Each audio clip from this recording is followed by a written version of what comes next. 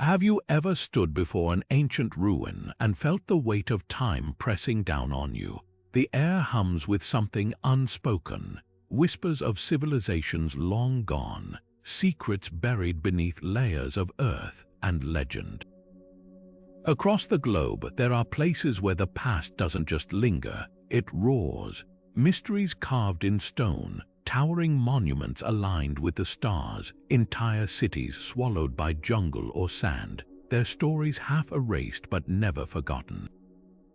These are the sites that defy explanation, where even modern science stumbles over questions without answers. Today, we're stepping into the shadows of history to uncover 50 of the most mystical ancient sites ever discovered, places where myth and reality blur, and where the echoes of the past still resonate with breathtaking power. Think of the Great Pyramids of Egypt not just as tombs but as cosmic clocks, their precision so exact it rivals modern engineering. Or picture the haunting stone faces of Easter Island staring out from the Pacific, their purpose and creators lost to time. These aren't just relics, they're puzzles, each piece a clue to understanding the ingenuity and spirituality of our ancestors. Why did the builders of Stonehenge drag blue stones hundreds of miles to arrange them in a circle that predicts celestial events? How did the Nabateans carve an entire city, Petra, in two rose-red cliffs hidden for centuries behind a narrow, winding gorge? The deeper you dig, the more the questions multiply, and the more you realize how little we truly know. This journey isn't just about uncovering facts, it's about stepping into the unknown. Every site we explore holds a story, a piece of human ambition, faith, or imagination that transcends time. Some were places of worship, others of power or prophecy, but all of them share one thing: they were built to last, to send a message across millennia. And that message is waiting for us to decode it. So come with us as we traverse deserts, jungles, and mountain peaks, peeling back the layers of myth and legend to reveal the astonishing truths behind these 50 mystical wonders. By the end, you won't just see ancient stones, you'll feel the pulse of the past, alive and whispering, urging us to remember. Standing alone on the windswept Salisbury Plain, Stonehenge rises from the earth like a question written in stone.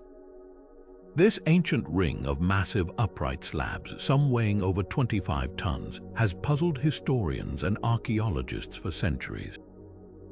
Who built it? How did they transport these colossal rocks from quarries nearly 150 miles away without wheels or modern tools? And perhaps most intriguing, why here in this exact spot? The mysteries run as deep as the roots of these ancient monoliths, which have stood for nearly 5,000 years. The construction itself defies logic. The larger sarsen stones, towering up to 30 feet high, were dragged across the landscape by unknown means, while the smaller bluestones were transported all the way from the Preseli Hills in Wales, an almost unimaginable feat for a society without beasts of burden or advanced machinery. Some believe wooden sledges and rafts were used, while others speculate about lost technologies or even forgotten methods of levitation. The precision of the structure is equally baffling. The stones fit together with mortise and tenon joints, a technique usually seen in woodworking, not stone. The entire arrangement aligns perfectly with the summer and winter solstices, allowing sunlight to pierce through key gaps on these significant days, suggesting an intimate connection with celestial cycles. But what was it for? Theories abound, each as compelling as the next. Was it a sacred temple where ancient priests communed with the gods? A burial site for Neolithic elites, as human remains uncovered nearby suggest? Or perhaps a prehistoric observatory where early astronomers tracked the movements of the sun and moon to predict seasons crucial for agriculture? Some even propose it was a place of healing where the blue stones believed to have magical properties drawn pilgrims seeking cures. The truth may never be fully uncovered, but that's the allure of Stonehenge. It refuses to give up all its secrets, leaving us to piece together fragments of a lost world. one thing is certain: Stonehenge was never meant to be ignored. The effort behind its construction speaks of a purpose so vital, so sacred, that generations dedicated themselves to its creation. It stands as a testament to human ingenuity and the unshakable desire to connect with something greater than ourselves, whether that be the cosmos, the divine, or the cycles of life and death. Even now, as modern science peels back layers of the past, Stonehenge remains a silent sentinel, holding its mysteries close, whispering across millennia in a language we're still learning to decipher. The Great Pyramid of Giza stands as a silent giant on the dusty horizon, its shadow stretching across millennia. More than just a tomb for the pharaoh Khufu, this monumental structure is a masterpiece of precision that still baffles engineers today. Built around 2,560 years before the Common Era, its original height of nearly 481 feet made it the tallest man-made structure in the world for over 3,800 years. Every inch of this pyramid whispers of advanced knowledge. Its base aligns almost perfectly with the cardinal directions, deviating by less than a fraction of a degree. How did ancient builders achieve such accuracy without modern instruments? The stones, some weighing up to 80 tons, fit together so tightly you can't slide a piece of paper between them, a feat that seems impossible without laser-guided tools. Beneath its imposing exterior lie even deeper mysteries. The pyramid's interior is a labyrinth of narrow passageways, grand galleries, and hidden chambers, each one sparking new theories. The so-called air shafts from the king's chamber point directly to Orion's belt, and the northern polar star alignments some believe were intentional, connecting the pharaoh's soul to the cosmos.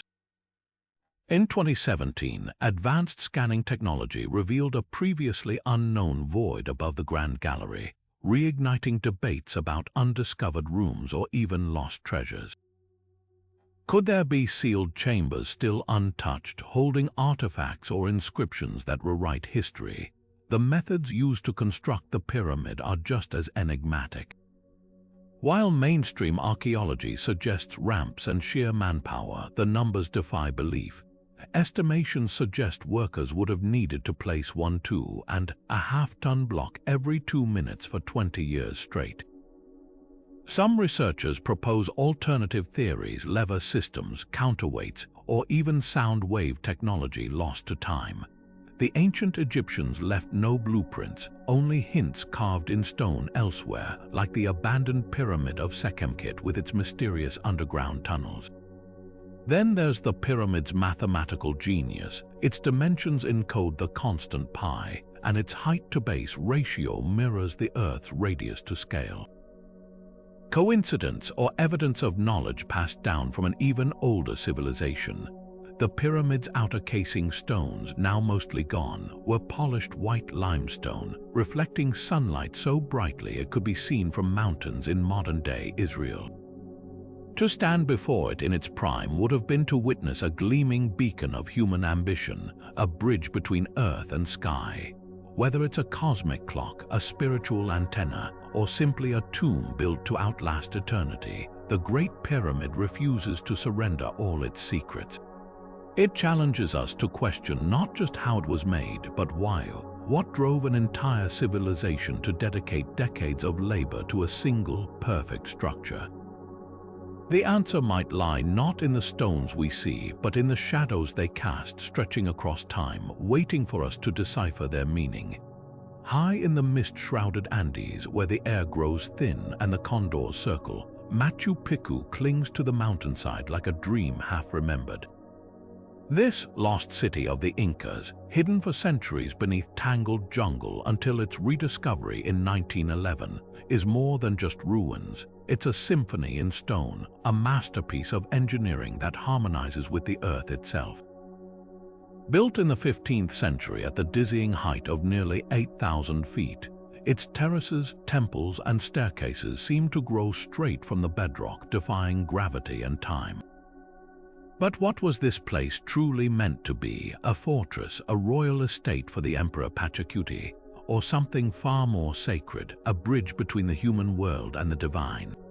The precision of the stonework alone is staggering. Without mortar or metal tools, Inca builders cut granite blocks so precisely that not even a knife blade can slip between them, locking together through earthquakes and centuries of neglect. Some stones have over 30 angles, each meticulously shaped to fit its neighbors like a cosmic jigsaw puzzle. The famed Room of the Three Windows frames the sacred Apus, mountain spirits, with perfect alignment, while the Intihuatana stone, often called the hitching post of the sun, casts no shadow at noon during the equinoxes, serving as a celestial calendar.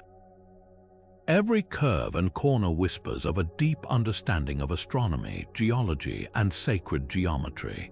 Yet the greatest mystery isn't how Machu Picchu was built, it's why it was abandoned so suddenly. Unlike other Inca sites ravaged by Spanish conquistadors, this citadel shows no signs of conflict or forced evacuation.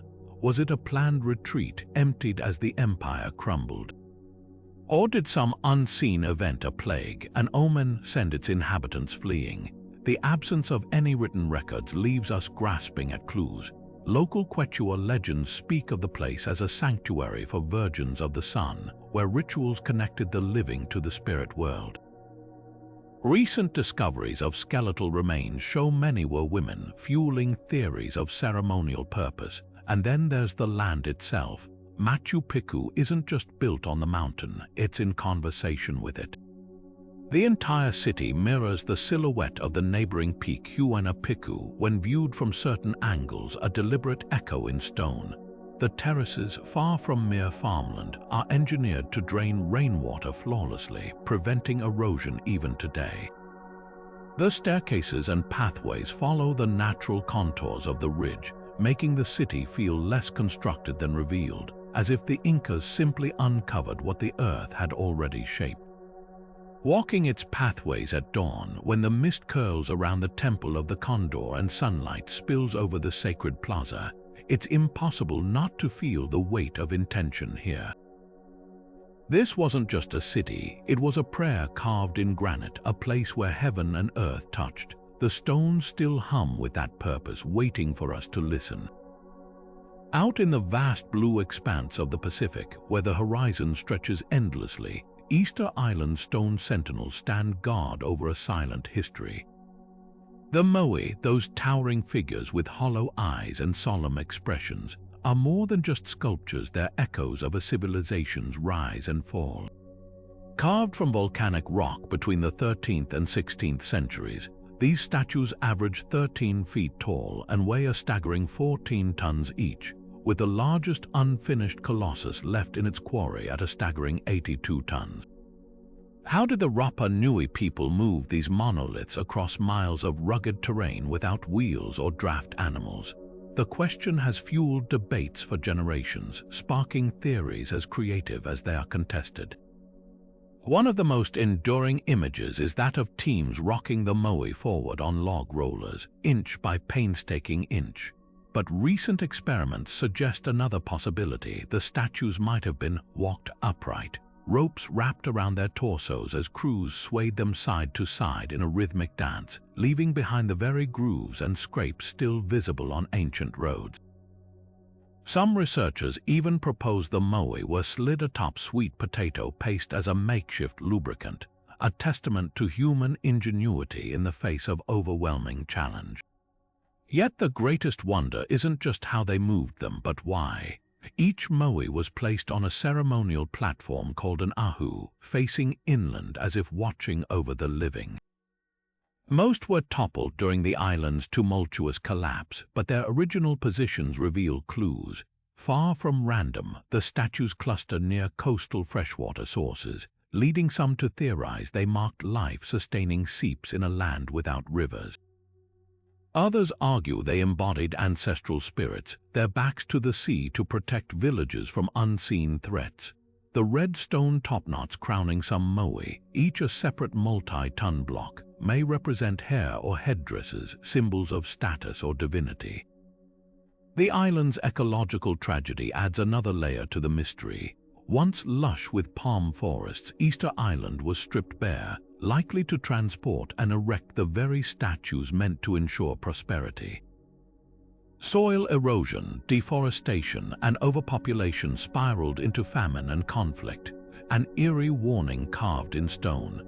By the time European explorers arrived in the 18th century, the civilization that built these marvels had fractured, its people reduced to a fraction of their former numbers.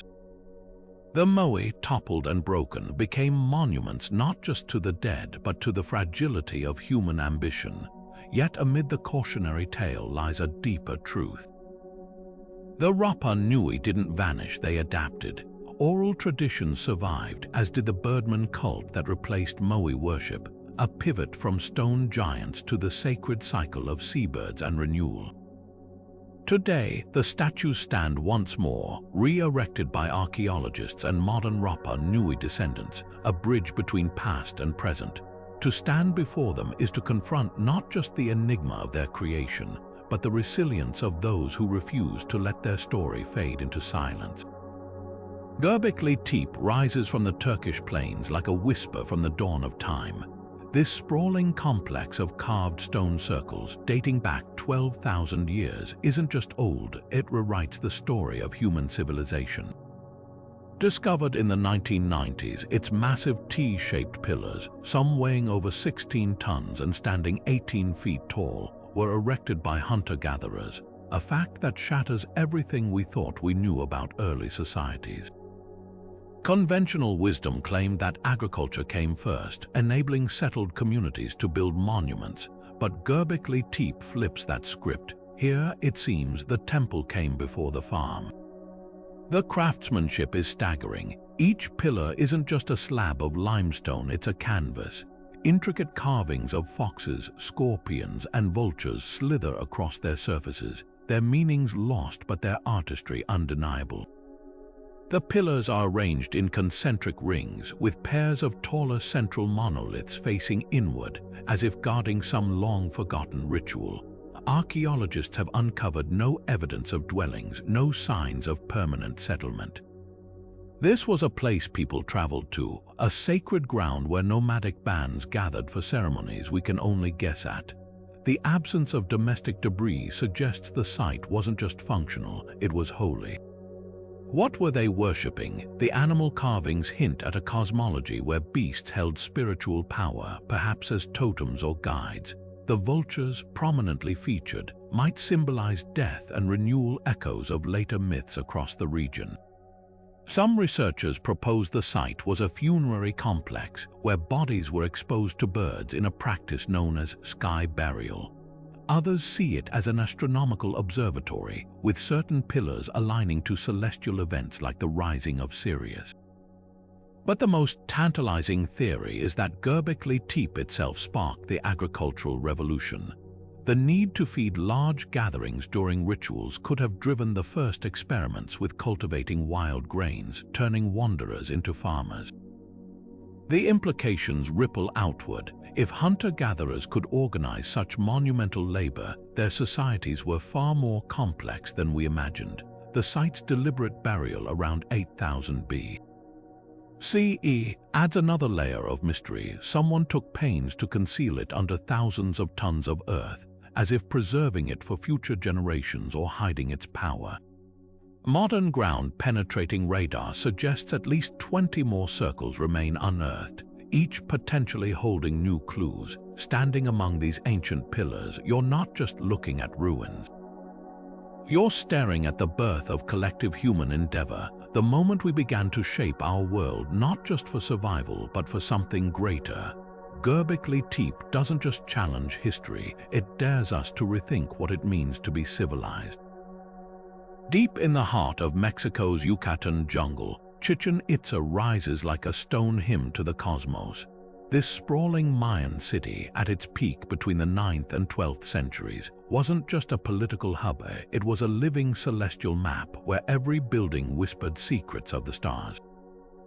The crown jewel, El Castillo, the Pyramid of Kukulkan, stands as a testament to architectural genius fused with astronomical precision.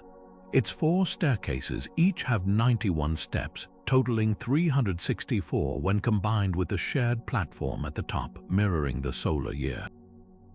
But the real magic happens during the equinoxes. As the sun sets, shadows slither down the northern staircase, forming 7 triangles of light that merge with the serpent's head sculptures at the base.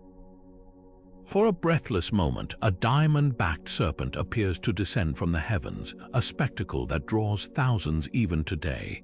This wasn't mere decoration, it was a cosmic dialogue signaling the arrival of Kukulkan, the feathered serpent deity, bringing renewal to the land.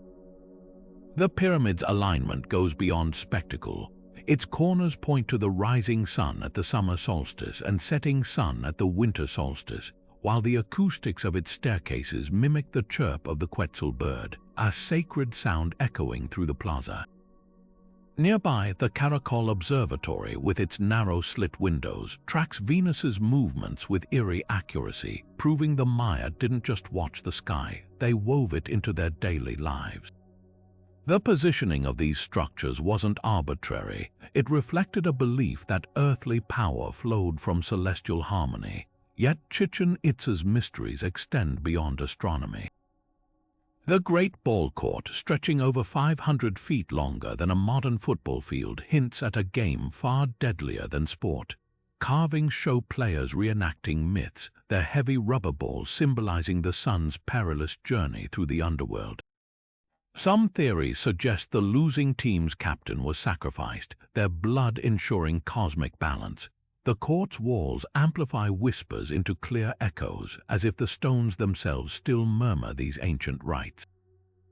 Water, too, held sacred power here. The city's name means "at the mouth of the well of the Itza," referencing the colossal cenote sinkholes that provided not just water but portals to the afterlife. Artifacts dredged from the sacred cenote, gold, jade, and human remains reveal offerings to Chok, the rain god. Pilgrims flung treasures, and sometimes people, into these turquoise depths, pleading for fertility and favor from the gods. To walk through Chichen Itza is to step into a world where science and spirituality were inseparable. The Maya didn't just build structures, they engineered prayers in stone, each alignment a verse in their cosmic hymn. Even in ruin, the city hums with intention, as if the stones still remember their sacred charge. Hidden behind a narrow, winding gorge in Jordan's desert mountains, Petra emerges from the sandstone like a mirage made solid. Known as the Rose City for its blush-colored cliffs, this ancient Nabatean capital wasn't just carved into rock. It was sculpted to awe. From the moment you slip through the Sick, that towering 1.2-mile fissure in the earth where sunlight filters down in golden shafts, the city reveals itself slowly. First, a sliver of the treasury's ornate facade appears, its columns and statues glowing as if lit from within. Then, as the canyon walls part, the full spectacle unfolds. Temples, tombs, and theaters, all hewn directly from the living rock with a precision that defies belief. This was no isolated outpost, it was the beating heart of a trading empire that thrived in the harsh desert, a testament to human ingenuity in the face of impossible odds. The Nabateans weren't just master carvers, they were hydrological geniuses. In a land where rain fell just a handful of days each year, they engineered a water network so advanced it put contemporary Roman systems to shame. Channels carved into cliff faces redirected flash floods into cisterns, while ceramic pipes hidden beneath streets fed private homes and public fountains.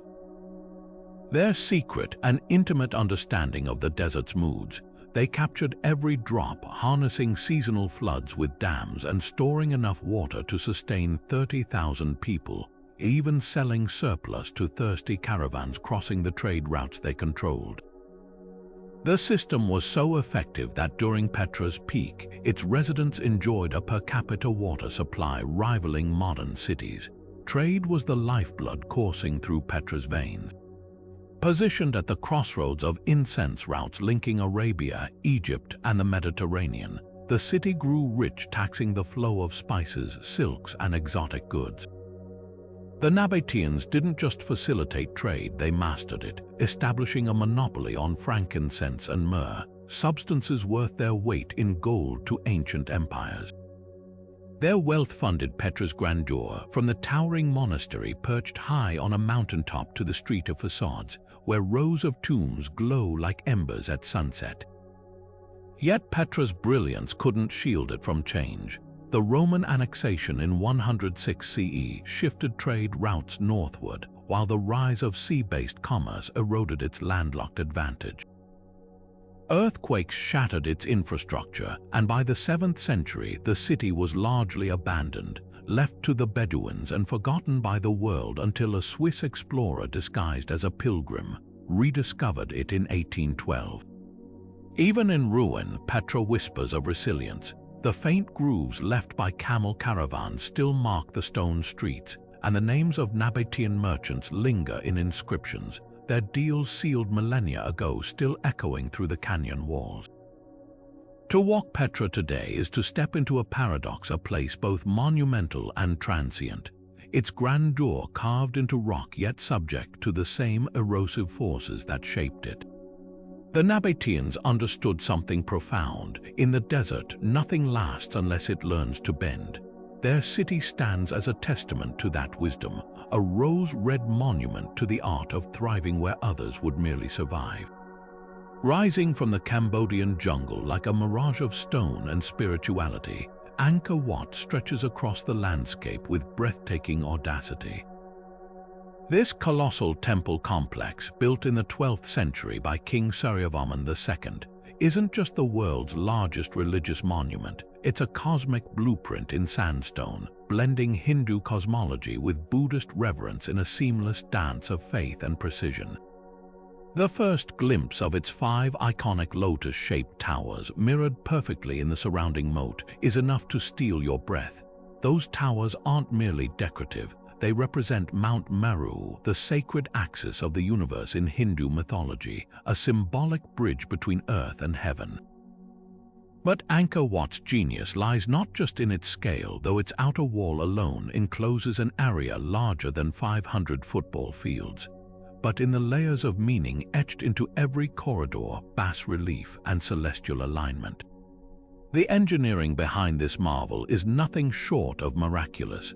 The moat, stretching over 3 miles long and 650 feet wide, wasn't just for defense. It stabilized the temple's foundation, preventing the soft Cambodian soil from shifting under its massive weight.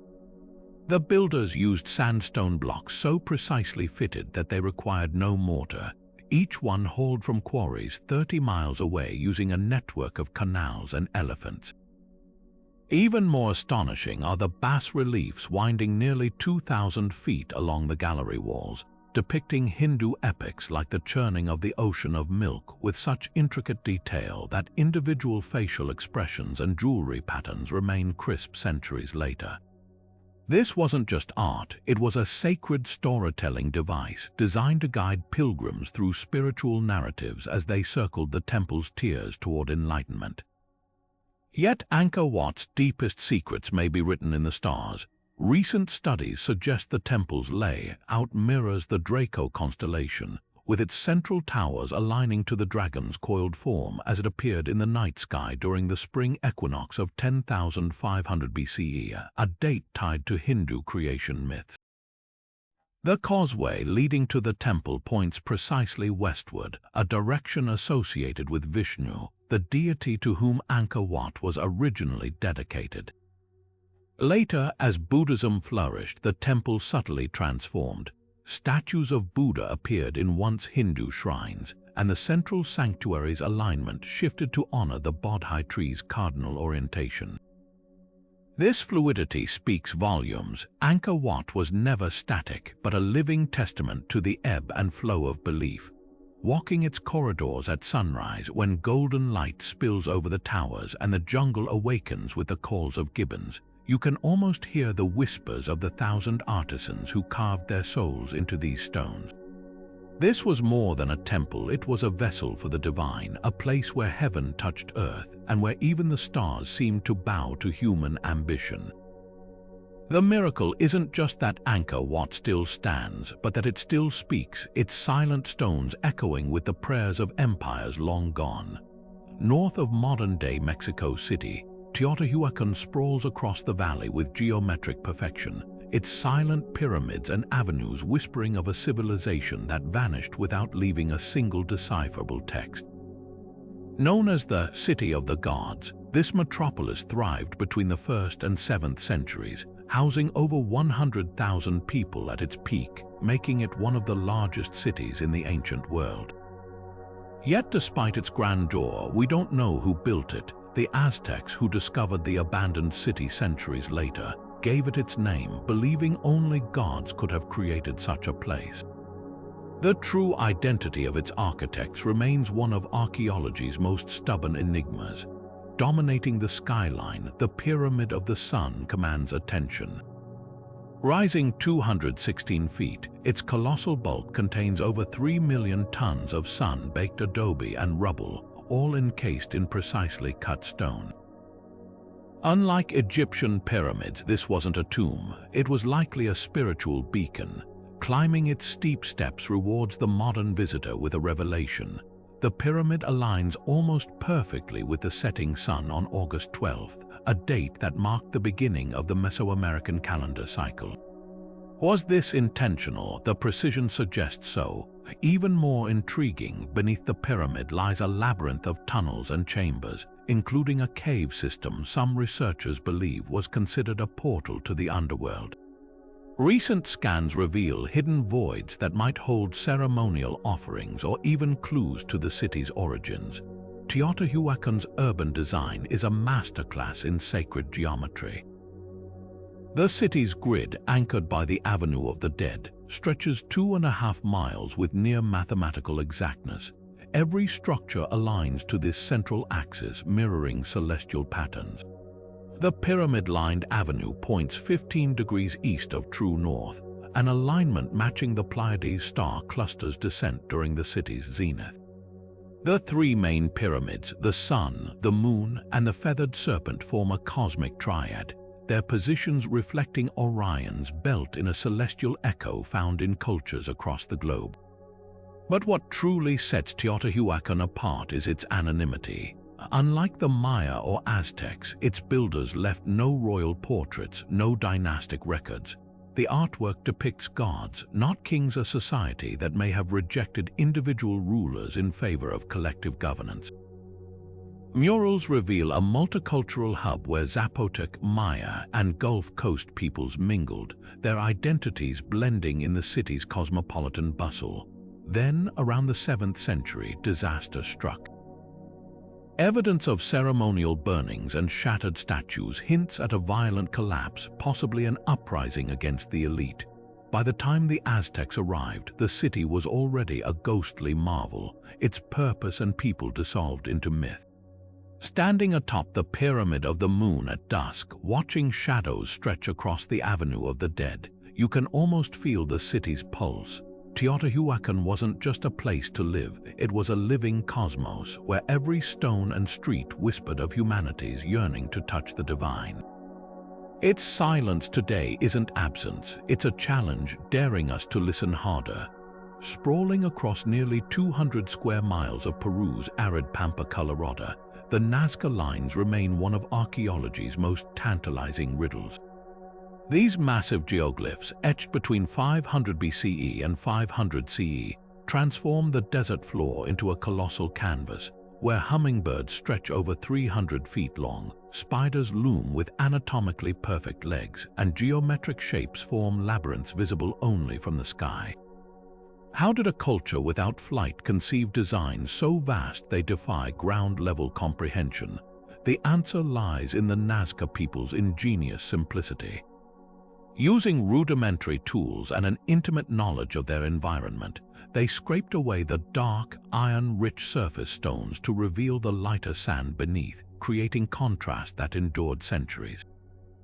The desert's minimal rain and windless climate preserved these lines with eerie precision, as if time itself agreed to spare their secrets, yet the how pales next to the why. Some researchers argue the lines were celestial maps, their animal forms mirroring constellations the Nazca revered. The hummingbird, for instance, aligns with the southern sky's star patterns during the rainy season, a possible plea for fertility in this parched land. Others see ritual pathways where processions retrace the glyphs during ceremonies to summon rain or honor ancestors.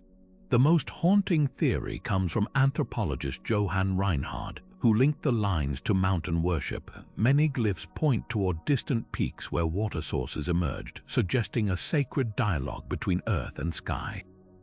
The trapezoids and spirals might have funneled spiritual energy, turning the entire plateau into a temple without walls. The scale of coordination is staggering. Without aerial perspective, the Nazca likely used scaled-down models and ropes anchored to central points to maintain proportions, a technique demonstrated by modern researchers replicating the designs. Some lines run arrow-straight for miles, their precision rivaling modern laser leveling. The famous astronaut figure carved into a hillside with its wide eyes and seeming space helmet might actually depict a shaman mid-vision, confirming the site's spiritual purpose. What lingers isn't just the mystery, but the vulnerability. Looters, erosion, and even well-meaning tourists threaten these fragile artworks, reminders that humanity's greatest wonders often hang by a thread. To fly over the Nazca lines at dawn, when the low sun casts shadows that bring the glyphs to life, is to witness a message not meant for gods or aliens, but for us, an invitation to marvel at the audacity of those who turned a desert into a storybook, one stone at a time. High on the slopes of Mount Parnassus, where the air hums with the whispers of gods and mortals, the ruins of Delphi cling to the cliffs like remnants of a dream. This was no ordinary temple. It was the beating heart of the ancient world, where kings and peasants alike journeyed to hear the prophecies of the Pythia, Apollo's mouthpiece on earth. The Oracle of Delphi didn't just predict the future, she shaped it. Croesus asked whether to wage war on Persia and was told he would destroy a great empire, his own. Oedipus learned he'd kill his father and marry his mother, setting in motion a tragedy that still echoes in our collective consciousness. But how did this priestess, a simple woman chosen from Delphi's villagers, channel the divine with such uncanny accuracy? The answer may lie not just in myth, but in the very earth beneath her feet. The rituals were as precise as they were eerie. After bathing in the Castalian spring to purify herself, the Pythia would descend into the temple's inner sanctum, the Aditon, where she'd perch on a tripod above a chasm in the rock. As priests burned barley meal and laurel leaves, she'd inhale rising vapors described by ancient sources as a sweet-smelling mist before slipping into a trance. Her utterances, often incoherent, were interpreted by attending priests and delivered in verse, their ambiguities leaving room for fate to unfold. Modern science offers a compelling theory. Delphi sits atop intersecting geological faults where methane and ethylene gases could have seeped from the limestone bedrock. Ethylene, known to induce euphoria and hallucinations in low doses, might explain the Pythia's altered states. Excavations reveal two springs beneath the temple, their waters laced with traces of these very gases, a stunning convergence of geology and legend. Yet Delphi's power wasn't just chemical, it was psychological. The temple's placement was masterful, a natural amphitheater where the sheer drop of the Phaedriades cliffs amplified the sense of awe. Pilgrims approaching along the sacred way passed treasures offered by grateful city-states. Athens's portico adorned with Persian spoils, Sparta's bronze wools, even a golden palm tree from Egypt. By the time they reached the Pythia, their minds were primed for revelation. The prophecies thrived on this interplay of faith and environment, turning cryptic phrases into self-fulfilling arcs. When the Athenian navy sought guidance before battling the Persians at Salamis, the oracle advised trusting wooden walls, a riddle interpreted as their ships, leading to a victory that saved Greece. The decline of Delphi reads like a parable of shifting beliefs. As Christianity rose, Emperor Theodosius silenced the oracle in the 4th century CE, her final utterance a lament. The water is dry, the voice stilled. But walk the temple's broken columns today, and the air still thrums with something ineffable, the residue of a place where heaven and earth once spoke in the same breath. The Pythia may be gone, but her legacy lingers in every crossroads decision, every whispered hope for a glimpse beyond the veil. Delphi wasn't just a site, it was a mirror held up to humanity's oldest question. Do we shape our destiny, or does destiny shape us? Beneath the quiet fields of China's Shaanxi province lies an army frozen in time. 8,000 terracotta warriors standing guard for over 2,000 years, their unblinking eyes fixed on eternity. Discovered by farmers digging a well in 1974, Emperor Qin Shi Huang's mausoleum complex is more than a tomb. It's a monument to one man's obsession with immortality and the staggering power of an empire united under his rule. Each life-sized soldier in this sprawling necropolis is a masterpiece of individuality. No two faces alike, their expressions ranging from youthful determination to weathered resolve, their hairstyles and armor painstakingly detailed to reflect rank and region. This wasn't mass production, it was an army of one-of-a-kind artworks, their clay bodies fired in kilns, assembled limb by limb, and once adorned with vibrant paint still faintly visible on some. The scale of ambition here is almost incomprehensible. Covering nearly 38 square miles, the complex mirrors the layout of Qin's capital, Xianyang, with pits representing his imperial guard, government offices, and even stables filled with terracotta horses. The main army pit alone stretches the length of 3 football fields, its soldiers arranged in battle formation, crossbowmen at the front, chariots and infantry behind, ready to defend their emperor in the afterlife. But the real marvel lies in the craftsmanship. Artisans signed their work, leaving traces of their hands in the clay, while advanced techniques like slab molding and precise kiln temperature control reveal a sophistication rivaling modern ceramics. Some figures bear traces of glue made from animal collagen, suggesting repairs were made even in antiquity, as if perfection demanded endless revision. Yet the most tantalizing secrets remain hidden. At the heart of the complex, beneath an unexcavated earthen pyramid, lies Qin's burial chamber, said by ancient texts to be a microcosm of his empire, with rivers of mercury simulating the Yellow and Yangtze, and constellations of pearls on the ceiling. Ground-penetrating radar has detected elevated mercury levels in the soil, lending eerie credibility to these tales, but entering may be lethally difficult. Historical accounts describe crossbows rigged to shoot trespassers and other deadly traps, a final defiance from a ruler who feared death even as he prepared for it. Standing among these silent sentinels, you sense Qin's paradox. His fear of mortality birthed one of history's most enduring legacies. The terracotta army wasn't just protection for the afterlife, it was a declaration that even in death, the first emperor would command the same awe he wielded in life. The soldiers' hollow eyes seem to hold a warning. Some secrets aren't meant to be uncovered. Rising from the green hills of Ireland's Boyne Valley, Newgrange stands as a silent sentinel of stone, older than both Stonehenge and the pyramids of Giza. This massive circular mound, dating back over 5,000 years, isn't just a tomb, it's a celestial clock, a sacred space where the dead and the divine converge. What makes Newgrange extraordinary isn't merely its age, but the precision of its design. As dawn breaks on the winter solstice, the shortest day of the year, a narrow beam of sunlight pierces the tomb's precisely aligned roof box, creeping down the 60-foot passageway to illuminate the inner chamber in a golden glow. This spectacle lasts just 17 minutes, a fleeting moment of light in the darkest time of the year, carefully orchestrated by Neolithic builders who understood the heavens with astonishing accuracy. The engineering behind this solar alignment is nothing short of genius. The passageway angles upward slightly, ensuring the rising sun's light travels directly to the chamber floor rather than scattering along the walls. The roof box itself, a small opening above the entrance, filters the light like a camera's aperture, creating a focused beam. modern replicas prove this wasn't accidental. It required generations of observation and adjustment. Some scholars suggest the solstice event symbolized rebirth, linking the sun's return to cycles of life, death, and renewal.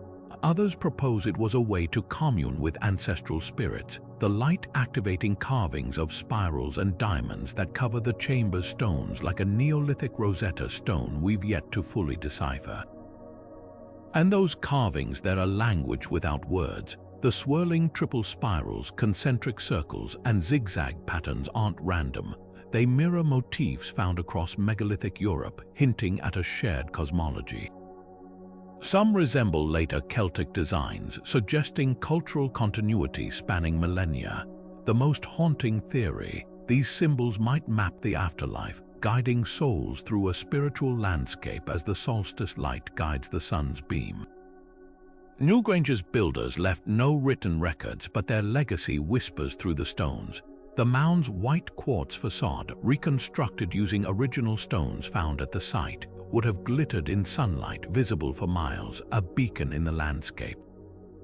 The surrounding curbstones, some weighing over 5 tons, are carved with motifs that echo the chamber's art, turning the entire structure into a kind of 3-dimensional manuscript.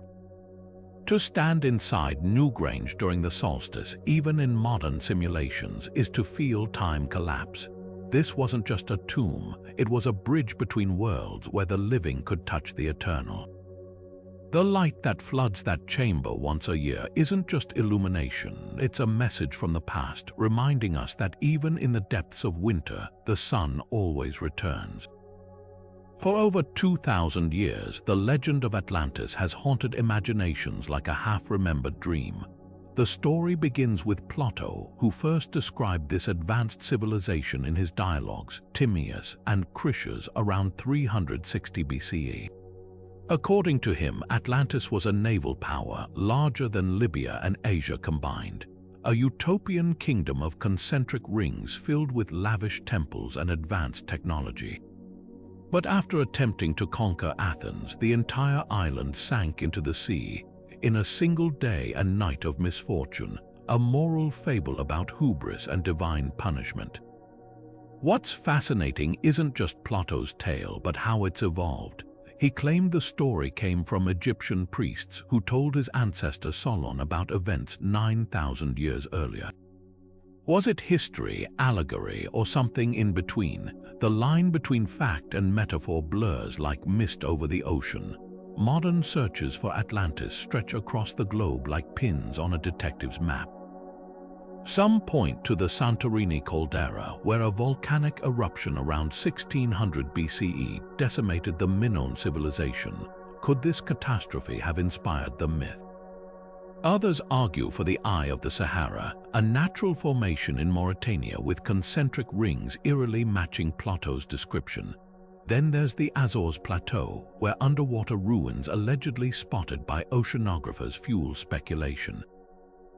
More fringe theories propose Antarctica or even the Caribbean. Each hypothesis reflects our longing to pin myth to geography, to prove that every legend holds a kernel of truth. But perhaps Atlantis endures not because it was real, but because of what it represents.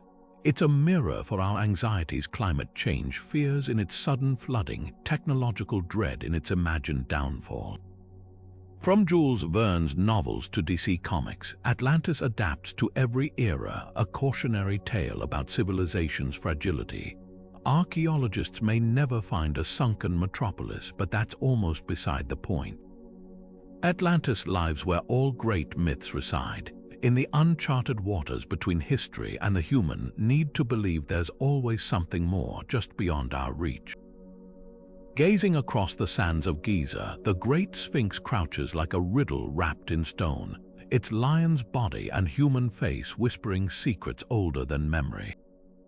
This colossal statue, measuring 240 feet long and 66 feet high, has guarded the plateau for millennia, yet its true age remains one of archaeology's fiercest debates. Conventional Egyptology dates it to Pharaoh Khufu's reign around 2500 BCE, linking its face to his likeness and its purpose to his pyramid complex. But the Sphinx refuses to fit neatly into textbooks. Geologist Robert Scott's controversial studies point to water erosion patterns on its flanks weathering consistent with prolonged rainfall, a phenomenon Egypt hasn't experienced since at least 5000 BCE.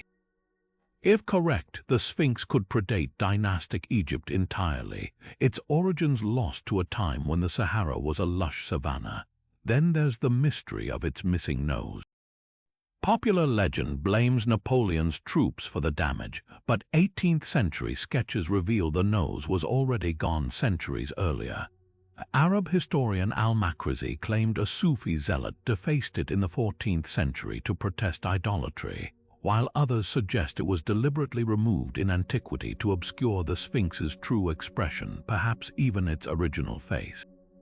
Some researchers propose the head was recarved from an earlier, larger lion or even an Anubis statue, explaining its disproportionately small size compared to the body. The statue's original name, Hor-Emakhet or Horus of the Horizon, hints at a celestial connection, possibly aligning with the rising sun during the vernal equinox like a stone sentinel marking the heavens. Beneath the Sphinx's paws, hidden chambers fuel speculation. Ground-penetrating radar has detected anomalies, possible tunnels or rooms beneath the statue, matching ancient accounts of a secret archive buried below. Edgar Case's famous Hall of Records prophecy envisioned a trove of Atlantean knowledge concealed here, waiting to be uncovered. While mainstream archaeology remains skeptical, the Egyptian government has restricted excavations, adding to the intrigue. In the 1990s, a repair crew discovered a tunnel beneath the Sphinx's rear, leading to a dead-end chamber with unexplained niches in the walls. Were these symbolic portals, storage spaces, or something more profound? The Sphinx's greatest power may be its silence. Unlike the pyramids, it bears no inscriptions, no clear dedication. It simply is a monument that resists interpretation, its weathered gaze fixed on the eastern horizon as if awaiting a dawn that will finally reveal its truth. To stand before it is to stand before time itself, humbled by the weight of questions we're still learning how to ask. Emerging from Guatemala's dense rainforest like stone giants awakening from centuries of slumber, the pyramids of Tikal stand as breathtaking monuments to Maya ingenuity and cautionary tales of ecological hubris. This sprawling metropolis at its peak between 200 and 900 CE wasn't just a city, it was a symphony of architecture, astronomy, and acoustics designed to harmonize with the natural world. The most iconic structure, Temple 1, rises 154 feet above the jungle canopy, its steep steps symbolizing the sacred connection between earth and sky. But climb those steps today and you'll discover more than just a view. Stand at the base and clap your hands, and the echo returns distorted into the chilling chirp of the Quetzal bird, the sacred feathered serpent deity. This acoustic marvel wasn't accidental. Archaeologists believe the staircase's precise angles and the plaza's careful proportions were engineered to mimic natural soundscapes, turning ritual chants into supernatural experiences that seem to summon the gods themselves. Beyond their sonic wonders, Tikal's pyramids served as celestial calendars in stone.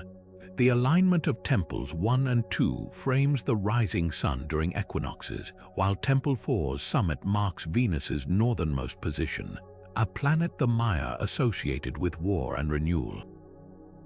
The city's entire layout mirrors the Maya cosmos, with temples representing sacred mountains and reservoirs symbolizing the primordial sea. Yet for all their astronomical precision, the Maya couldn't forestall their own ecological crisis. By the 9th century, pollen samples reveal a grim truth. The very environment that sustained Tikal's 200,000 inhabitants had been pushed past its limits. Deforestation for agriculture and plaster production requiring 20 trees burned for each square meter of stucco triggered soil erosion, while prolonged droughts strained an already overtaxed water system.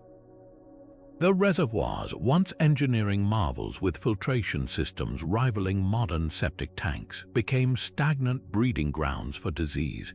The collapse came not with conquest but with whispers.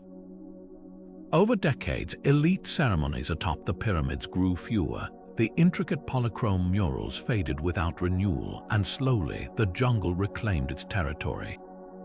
Unlike violent ends seen at other Maya sites, Tikol's abandonment feels eerily quiet, a civilization not toppled, but unraveled by 1,000 small failures to live within its means.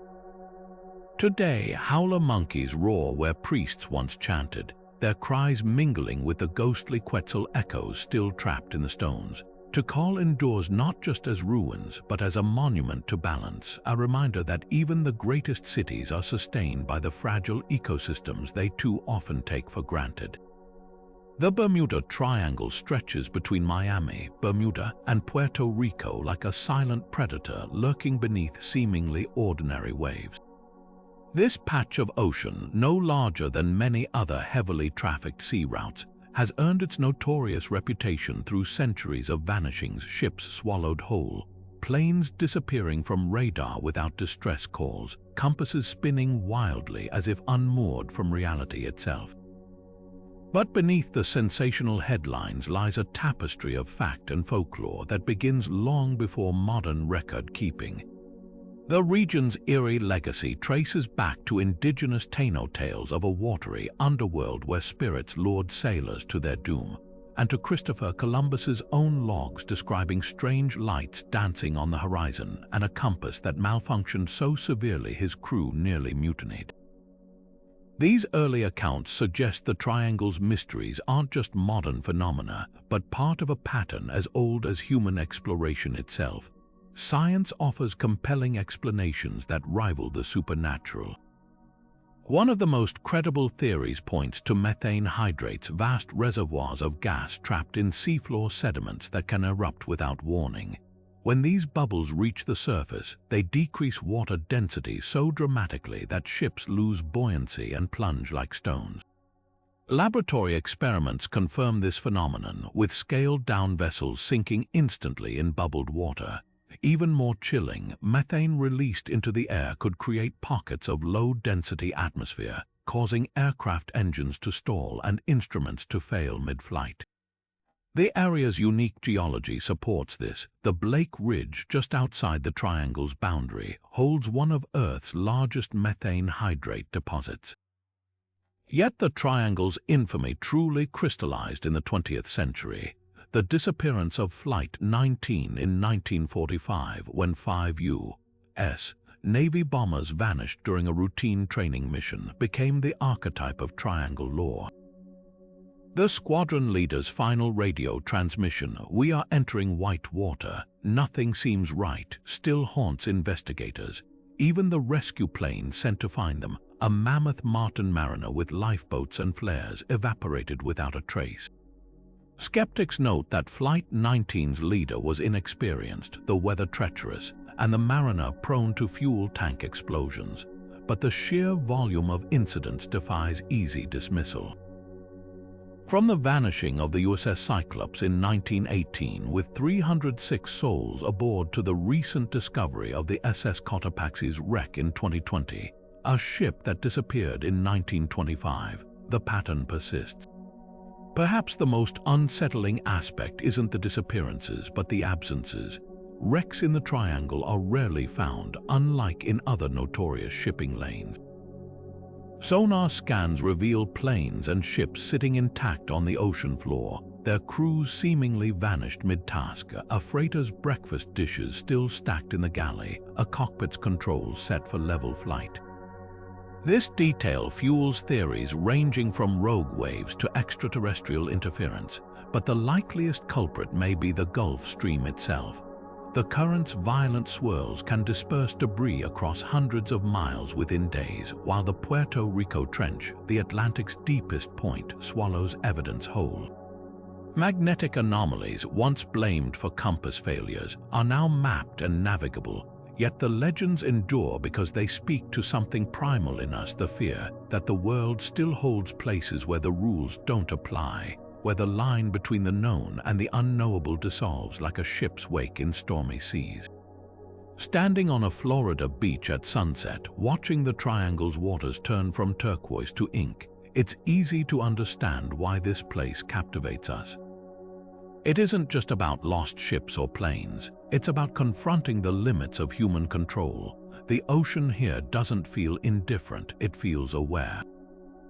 And whether the truth lies in gas bubbles, human error, or something beyond our current understanding, the Bermuda Triangle remains a modern-day mythos, a reminder that for all our technology, some mysteries refuse to be charted. Deep beneath the sun-baked earth of Crete, the Palace of Knossos sprawls like a dream, half-remembered, a maze of frescoed corridors and pillared halls where myth and history twist together like the horns of the Minotaur itself. This isn't just ruins, it's the birthplace of one of antiquity's most enduring legends. According to Greek myth, King Minos commissioned the labyrinth to imprison the monstrous half-man, half-bull offspring of his wife Pasiphae, a story immortalized by Theseus's daring slaying of the beast. But walk these ruins today and you'll realize the truth might be even more fascinating. The palace's 3,000-room layout with its winding passages and sudden dead ends likely inspired the labyrinth myth.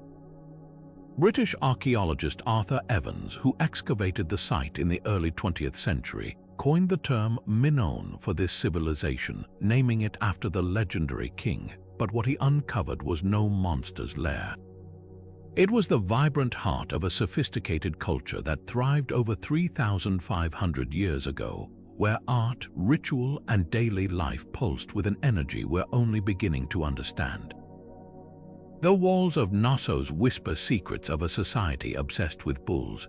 Vibrant frescoes depict young men and women somersaulting over charging bulls, their bodies arched in mid-air, a practice now called bull leaping. These weren't just decorative, they recorded a sacred ritual blending sport, worship, and possibly initiation rites. Archaeologists have found bull horns carved from stone and vivid depictions of double-headed axes, or labyrinths, a symbol so prevalent it might have given the labyrinth its name.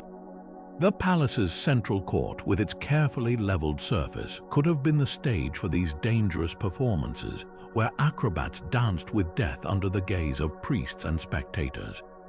Some researchers argue these rituals weren't merely symbolic but served as a rite of passage, testing courage and agility in a culture that revered the bull's raw power.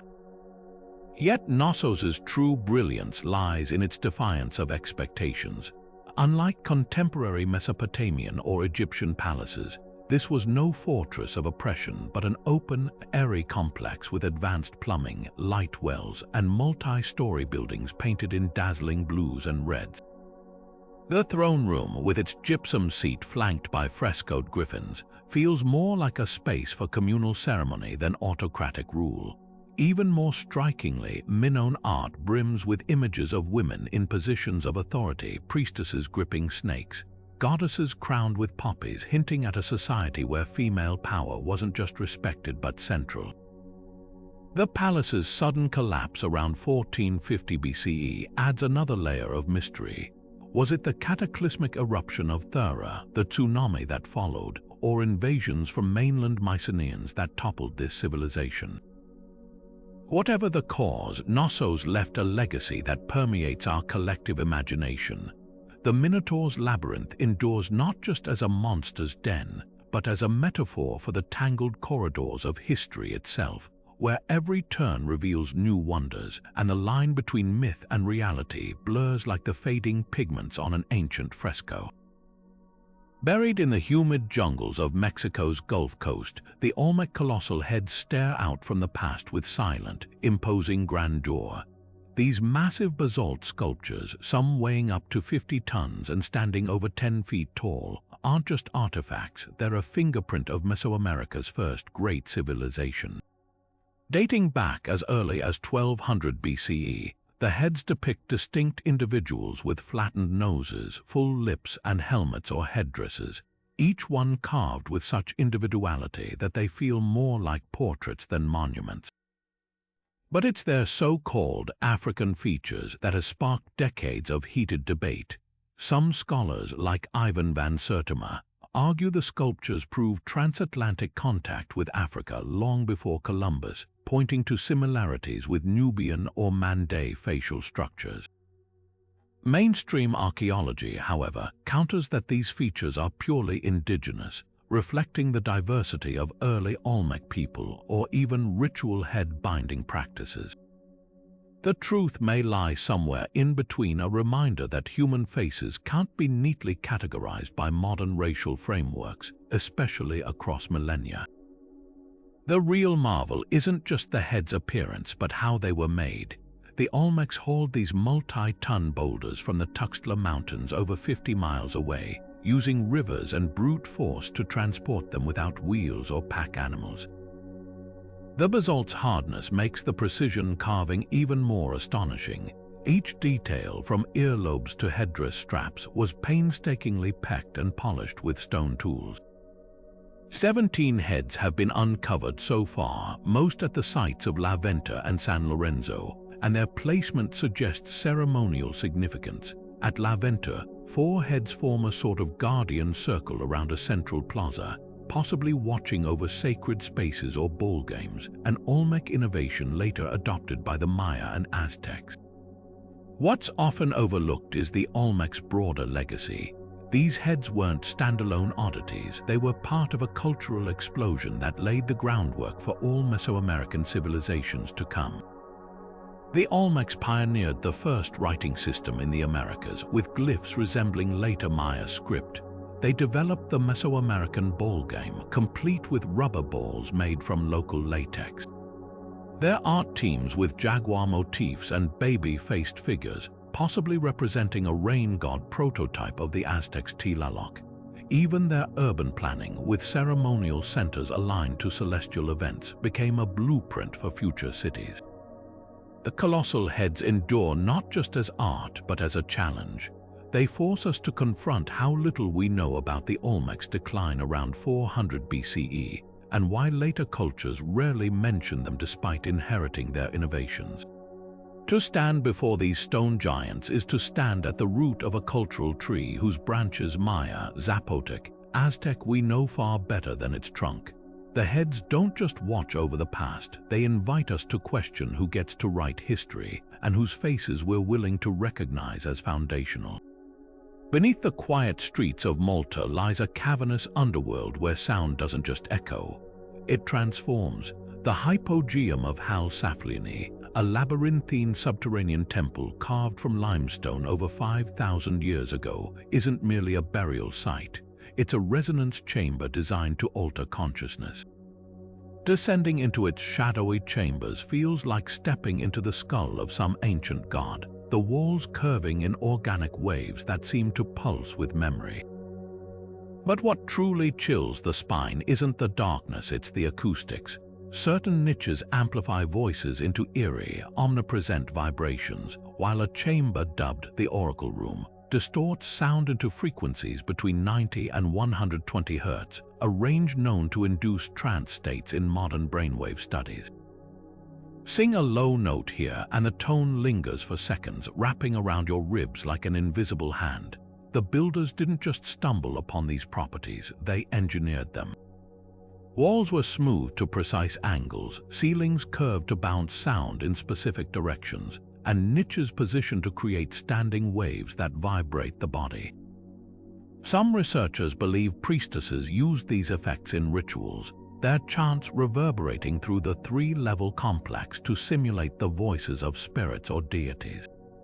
The effect would have been overwhelming in pitch darkness, flickering torchlight stretching shadows as sound itself became a portal to the divine.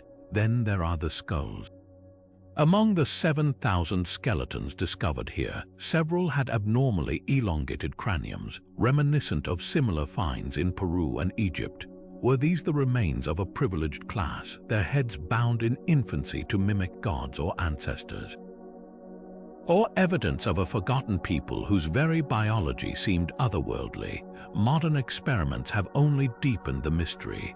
When sound engineer Marco Miffa recorded a male voice chanting in the Oracle Room, the frequencies triggered a phenomenon called acoustic beating, where overlapping waves create a third, pulsating tone that seems to come from inside the listener's skull. This isn't just auditory illusion, it's a neurological event capable of shifting brain activity into theta waves associated with deep meditation and visions. The Hypogeum's architects may not have understood the science, but they mastered its effects, turning stone into an instrument of transcendence. Yet the site's purpose remains as layered as its chambers. Some theorize it was a womb-like sanctuary for rebirth rituals where the dead, and perhaps the living, underwent sonic journeys between worlds. Others point to carved spirals and red ochre handprints as clues to a cult of the ancestors, their voices summoned through vibration. The truth may be all these things and none, lost in the hum of frequencies we're only beginning to measure. To stand in the Hypogeum today is to feel sound as a living force, a reminder that some mysteries aren't meant to be solved, only felt, vibrating in your bones long after you've surfaced into the light. Off the coast of Japan's westernmost island, Yonaguni, the ocean floor hides a puzzle that defies simple explanation. Submerged under roughly 80 feet of crystal-clear water, the Yonaguni monument rises from the seabed like the ruins of a forgotten city. Massive stone platforms form terraces with razor-sharp 90-degree angles, while towering pillars and what appear to be staircases ascend in precise geometric patterns. The largest structure stretches nearly 500 feet long and 130 feet wide, its flat surfaces and clean edges so deliberately shaped that many researchers refuse to believe nature alone could be responsible. But here's the twist: if human hands carved these formations, they would have had to do it over 10,000 years ago, when sea levels were low enough to expose the site to air. That timeline would place its construction in the tail end of the last ice age, millennia before the pyramids of Giza or Stonehenge. The debate hinges on geology versus archaeology. Skeptics argue the monument is simply an extraordinary example of natural sandstone fracturing, shaped by tidal currents and seismic activity common in this earthquake-prone region. They point to similar formations elsewhere, like Northern Ireland's Giant's Causeway, where hexagonal basalt columns formed through cooling lava. But proponents of human intervention, like marine geologist Masaaki Kimura, have catalogued features that seem deliberately designed: a looping trench resembling a road, what looks like a carved turtle sculpture, and even a dual column structure that eerily resembles the gates of ancient Japanese tombs. The most striking element is the monolith, a 5-meter-tall rock that appears to have been intentionally positioned, its base fitted into a carved socket like a piece of prehistoric furniture. Diving deeper into the mystery reveals tantalizing context. Yonaguni lies near the legendary land bridge that once connected Taiwan to mainland Asia, a region steeped in folklore about sunken kingdoms. Local Ryukyu Islanders speak of an ancient creation myth involving gods who built stone palaces beneath the waves. Even more intriguing, similar underwater megalithic sites have been found nearby, like the Palau Pyramids in Micronesia, hinting at a potential network of prehistoric coastal civilizations lost to rising seas. Modern sonar mapping has revealed terraced structures stretching across the ocean floor, some aligned in ways that mirror astronomical events. The truth may lie somewhere between erosion and intention. Some geologists propose a middle ground, that natural formations were modified by humans, their edges enhanced for ceremonial or practical use.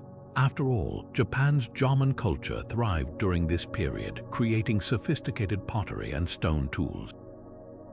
Could they have also shaped these outcrops into ritual spaces?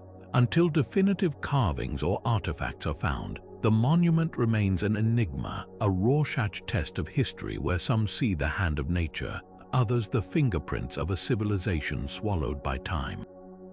To swim through these submerged corridors is to hover between two worlds, where every angle and edge asks the same haunting question: are we staring at an accidental masterpiece of geology, or the ruins of a culture so old it rewrites our understanding of the Pacific's ancient past.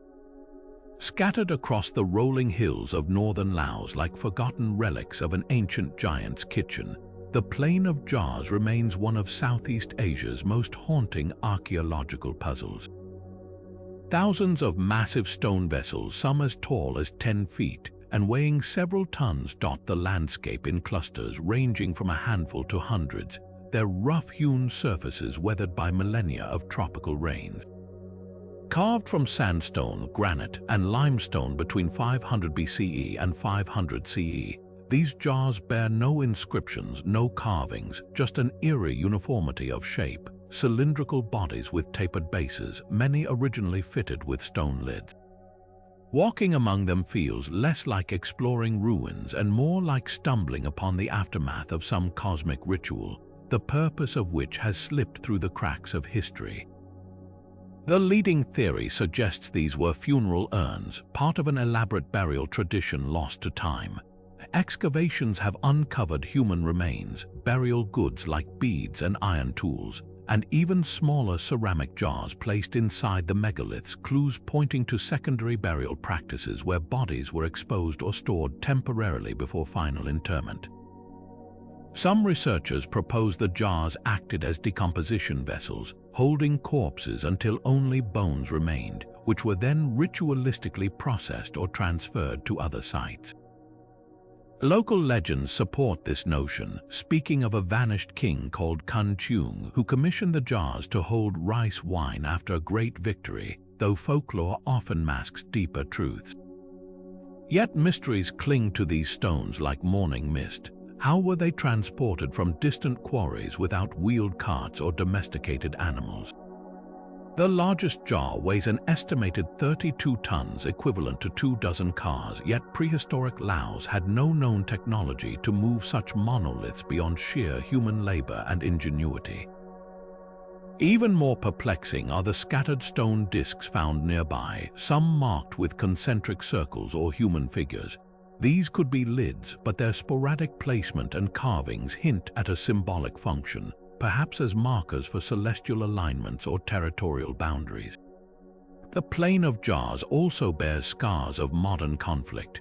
During the Vietnam War, American bombers targeted this region, leaving the landscape pockmarked with craters and unexploded ordnance that still endangers researchers today. Ironically, these disruptions revealed buried artifacts, but at a terrible cost. Many jars were shattered, and countless archaeological clues may have been lost forever. What lingers isn't just the question of what the jars were for, but why they were abandoned. Unlike Egypt's pyramids or Cambodia's temples, there's no continuity of culture here, no descendants preserving oral histories. The jar makers vanished, leaving behind only these silent sentinels of stone, their secrets locked inside shapes too simple to be random, too purposeful to fully decipher. To stand among them is to feel the weight of time pressing down, not just in centuries, but in the unsettling realization that an entire chapter of human belief and effort can dissolve into the earth, leaving only riddles in its wake. Stretching across the Breton coastline like a vast stone army frozen mid-March, the Karnak stones stand as one of Europe's most mesmerizing megalithic mysteries. Over 3,000 weathered menhirs, some towering nearly 20 feet high, form dense parallel rows spanning nearly 2.5 miles, their precise alignment defying simple explanation. Unlike Stonehenge's concentrated circle or the scattered dolmens of Ireland, Karnak stones march in eerily straight lines, as if tracing invisible ley lines across the earth. Local folklore whispers they're the remnants of a Roman legion turned to stone by Merlin's magic, but the truth is far older. Carbon dating places these monoliths at 4,500 BCE, erected 1,000 years before Egypt's pyramids by a culture that left no written records, only these silent sentinels of granite. What's staggering isn't just the scale, but the sophistication behind their placement. Recent drone surveys reveal that the three main alignments, Manek, Kamario, and Kaleskan, aren't random. The stones grow taller toward the western ends of their rows, while the spaces between them widen in mathematical progression. Some researchers argue this creates a deliberate visual effect. When viewed from certain vantage points at sunrise during the solstices, the stones form a ripple-like wave that aligns with the horizon's curvature. Even more compelling is the orientation of the Grand Menhir Brisset, a now-fallen giant that once stood 66 feet tall.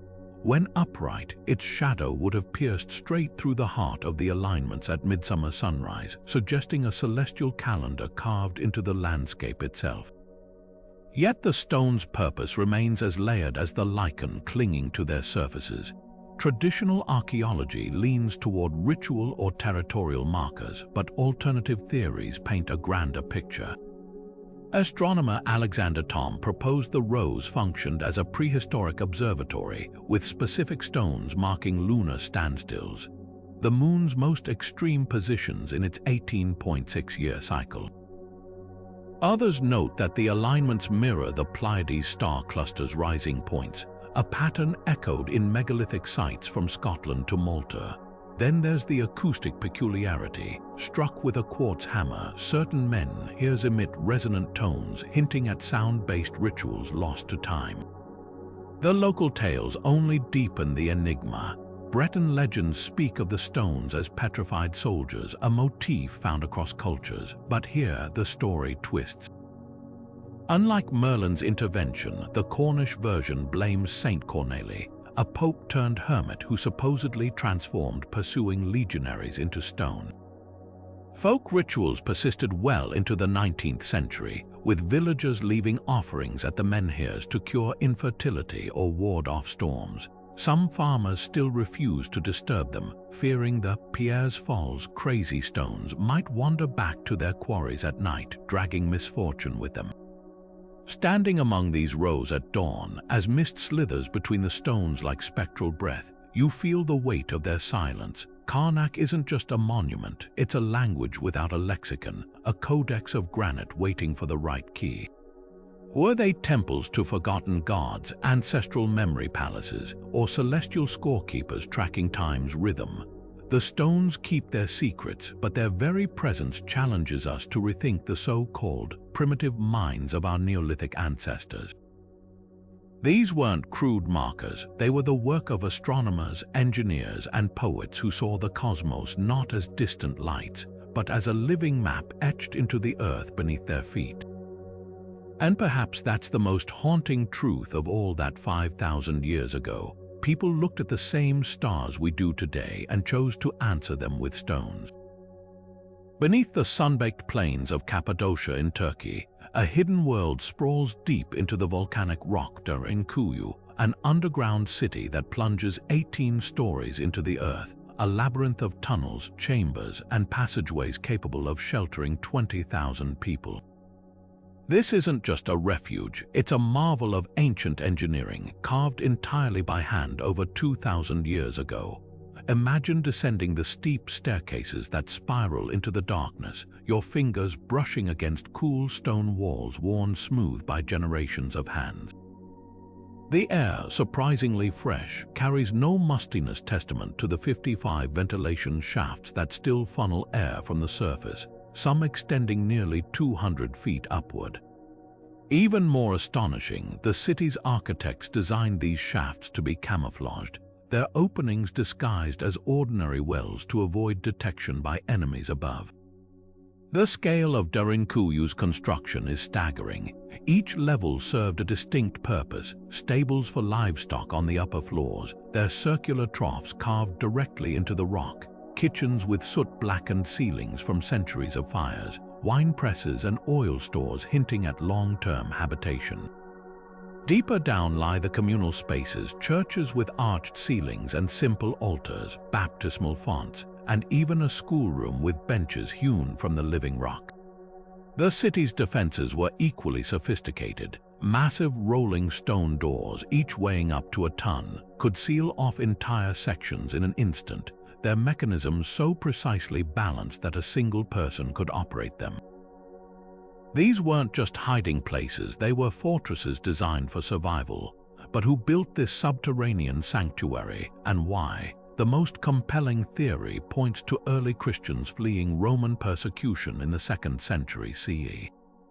Cappadocia's soft, tough rock forged by ancient volcanic eruptions made tunneling relatively straightforward, and the region's history of invasion, from Persians to Arabs, created a perpetual need for refuge.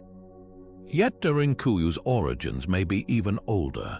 Some tunnels bear markings from the Hittites, a Bronze Age civilization that vanished around 1200 BCE, suggesting the city was expanded over millennia, each generation adding layers of protection like geological strata.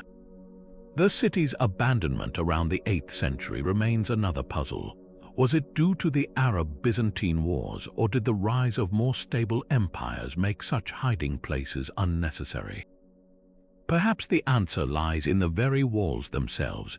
Carved niches for oil lamps still bear the faint stains of soot, and the grooves where door pivots once turned are worn smooth, ghostly reminders of the last hands that touched them before the tunnels fell silent.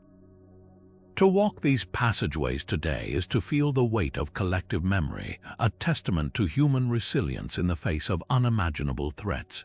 Durinkyu wasn't just a city buried in rock. It was a beacon of hope carved deep into the earth, waiting for the day its people could return to the light. Cut into the slopes of Easter Island's Rano-Roroku volcano, the Moai quarry feels less like a workshop and more like a graveyard of giants. Here, nearly 400 unfinished statues lie half buried in the earth, their faces emerging from the hillside as if struggling to free themselves from the rock. Some tilt at impossible angles, their features frozen mid-creation eyeless sockets staring blankly, elongated chins jutting from the soil. Others stand fully carved but never moved, their bases still attached to the volcanic bedrock like sculptural prisoners. Walking among them, you can almost hear the echoes of chisels striking stone, the whispers of artisans who vanished centuries ago, leaving behind their half-born gods. The quarry reveals secrets the finished Moai never could.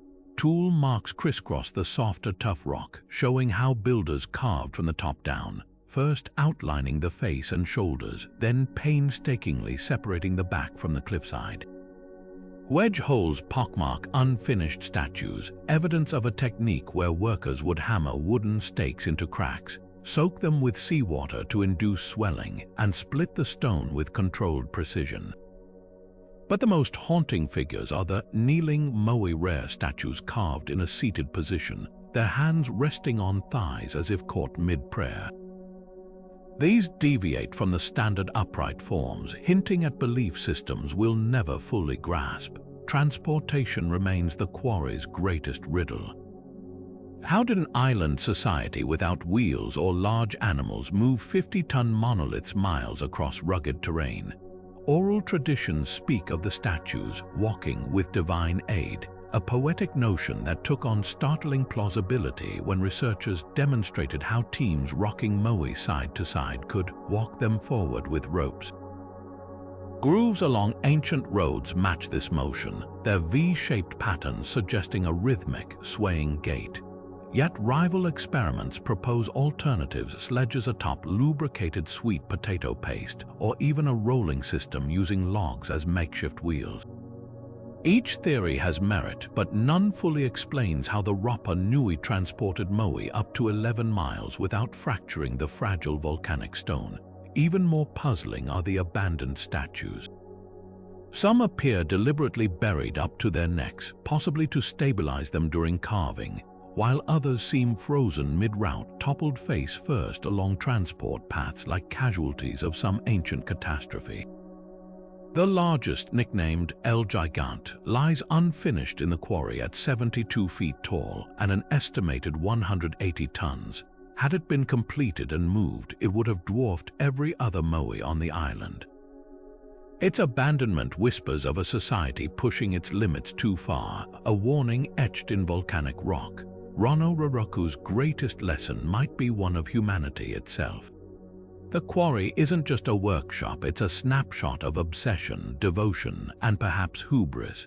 With each statue hauled away, the volcano's slope grew more scarred, its resources more depleted.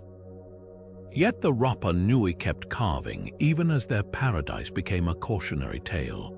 The buried Moai now serve as silent sentinels to that paradox, monuments not just to what we can achieve, but what we risk losing in the process. The Temple of Karnak doesn't just dominate the landscape, it rewrites your sense of scale. Sprawling across 200 acres near modern-day Luxor, this vast complex isn't a single temple but a palimpsest of piety, with each pharaoh leaving their mark across 1,500 years of construction. At its heart stands the great temple of Amun-Ra, where columns stretch toward the sky like a stone forest, their lotus bud capitals so massive that a dozen people could stand atop one without touching. But to focus only on size misses the subtle genius of Karnak.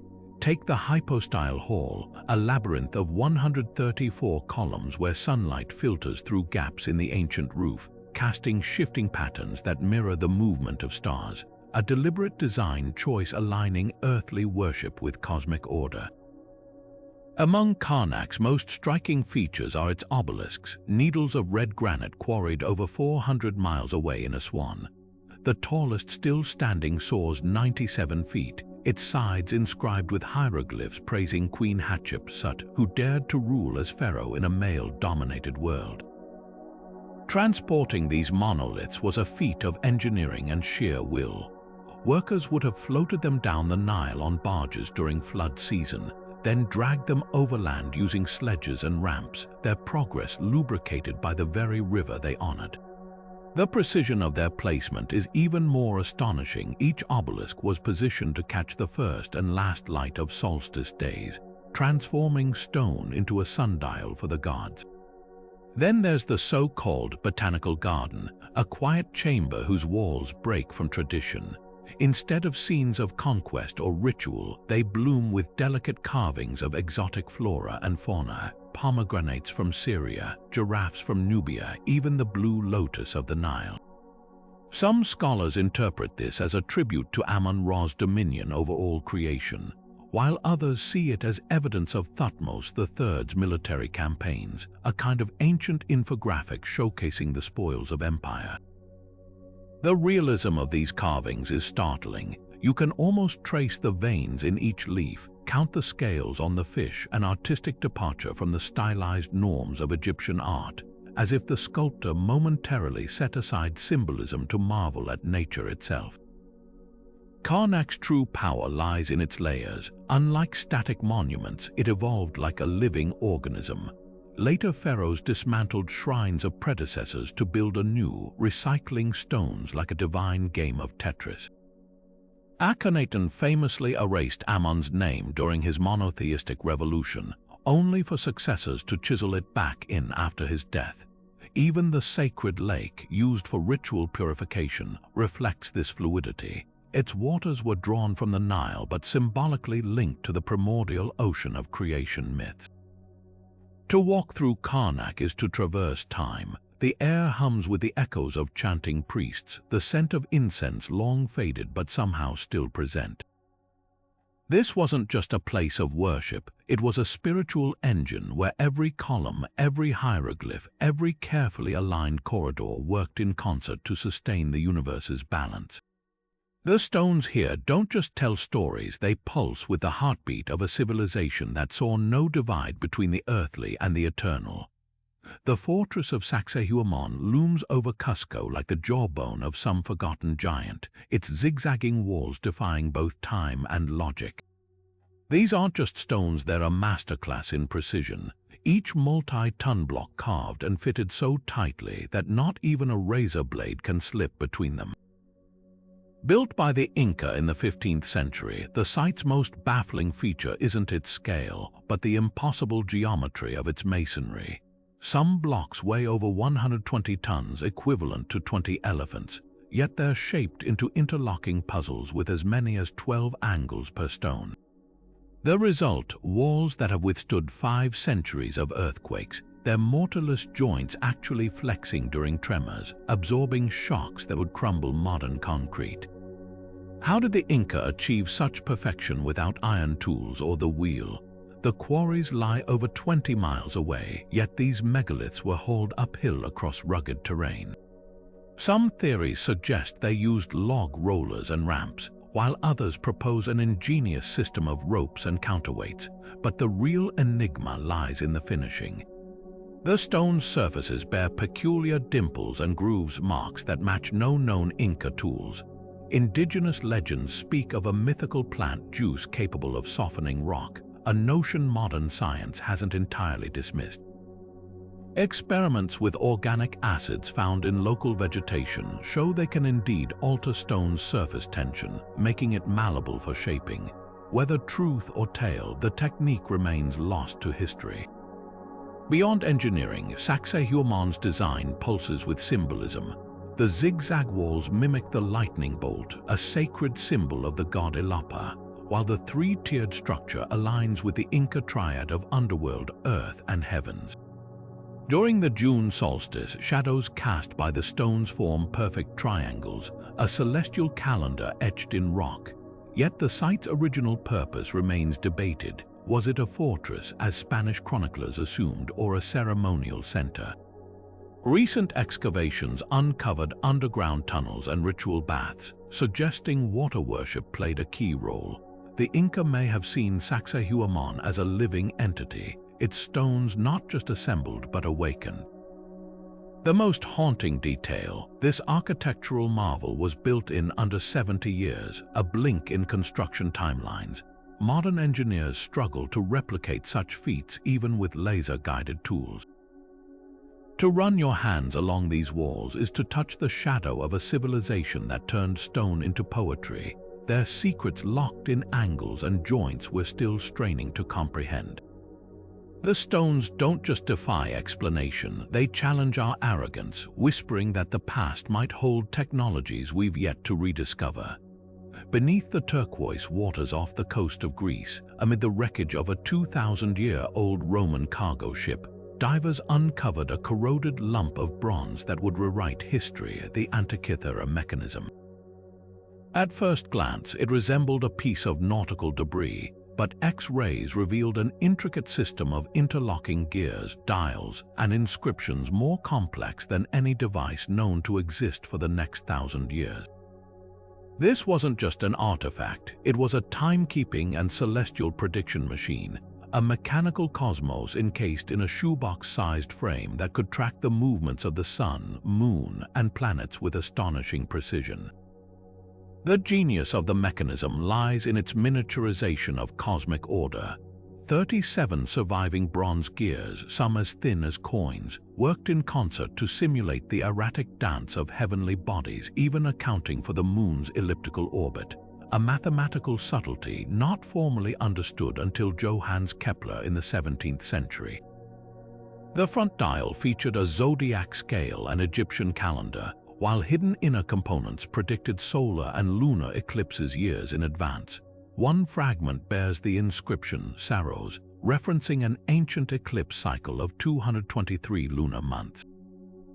This wasn't just a tool for astronomers, it was a philosopher's playground, a tangible expression of the Greek belief in a clockwork universe governed by mathematical harmony. How did such sophistication emerge 2 centuries before the Common Era? The mechanism's design points to the island of Rhodes, home to legendary astronomers like Hipparchus, who first quantified the moon's wobble. Craftsmen there may have combined Babylonian eclipse records with Greek gearwork traditions, originally developed for devices like water clocks. The bronze plates were etched with over 3,000 characters, an instruction manual of sorts, including references to athletic games, suggesting it also timed events like the Olympics.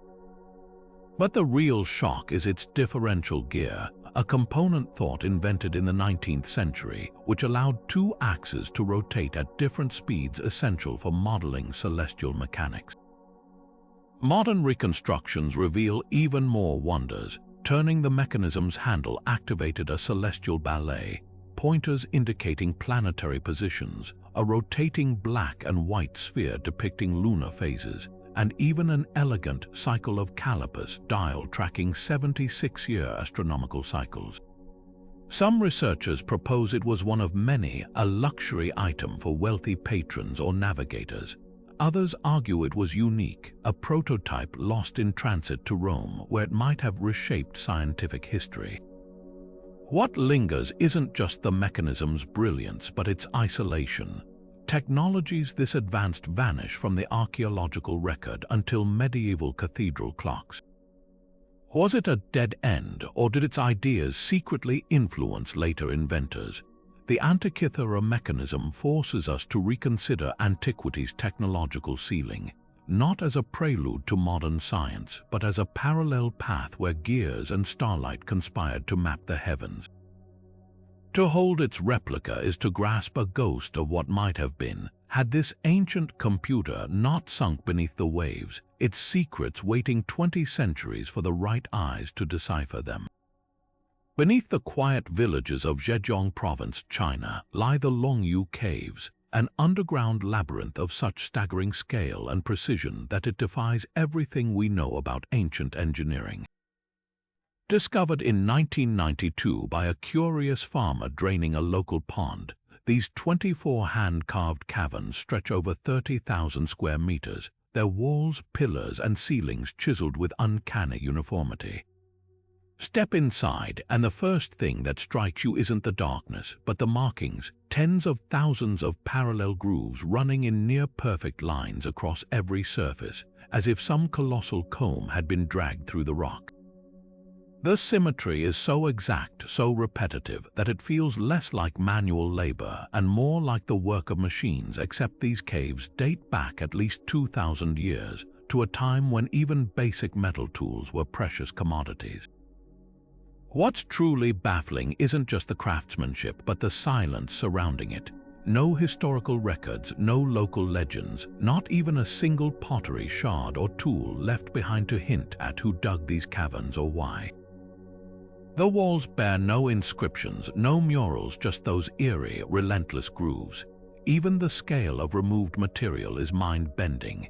An estimated 1 million cubic meters of stone somehow extracted and vanished without a trace. Where did it go? Theories range from the pragmatic, used to build nearby settlements now lost, to the poetic, like the caves themselves being a byproduct of quarrying for some grand, unfinished project. But the absence of debris or logistical evidence leaves both guesses hanging in the air, unsatisfying. Then there's the acoustics. Stand in the center of certain chambers and clap your hands, the echo returns distorted, reverberating at frequencies that seem to harmonize with the groove's spacing.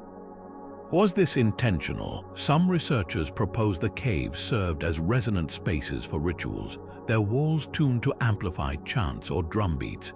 Others note that the pillar placements align with seismic fault lines, suggesting the carvers understood how to distribute weight and prevent collapse. The most haunting detail, the roof angles match the slope of nearby mountains, as if the caves were inverted replicas of the world above. Modern attempts to replicate the construction only deepen the mystery. Using reconstructed ancient tools, teams found that carving just one small section of grooved wall would take 12 laborers over 6 months. Scaling that up to the entire complex implies thousands of workers toiling for decades. Yet there's no evidence of such a workforce, no housing remnants or supply networks. Even more perplexing, the cave's structural integrity is flawless. After 2 millennia, not a single collapse. Whoever designed them possessed knowledge of rock mechanics that shouldn't have existed in their era.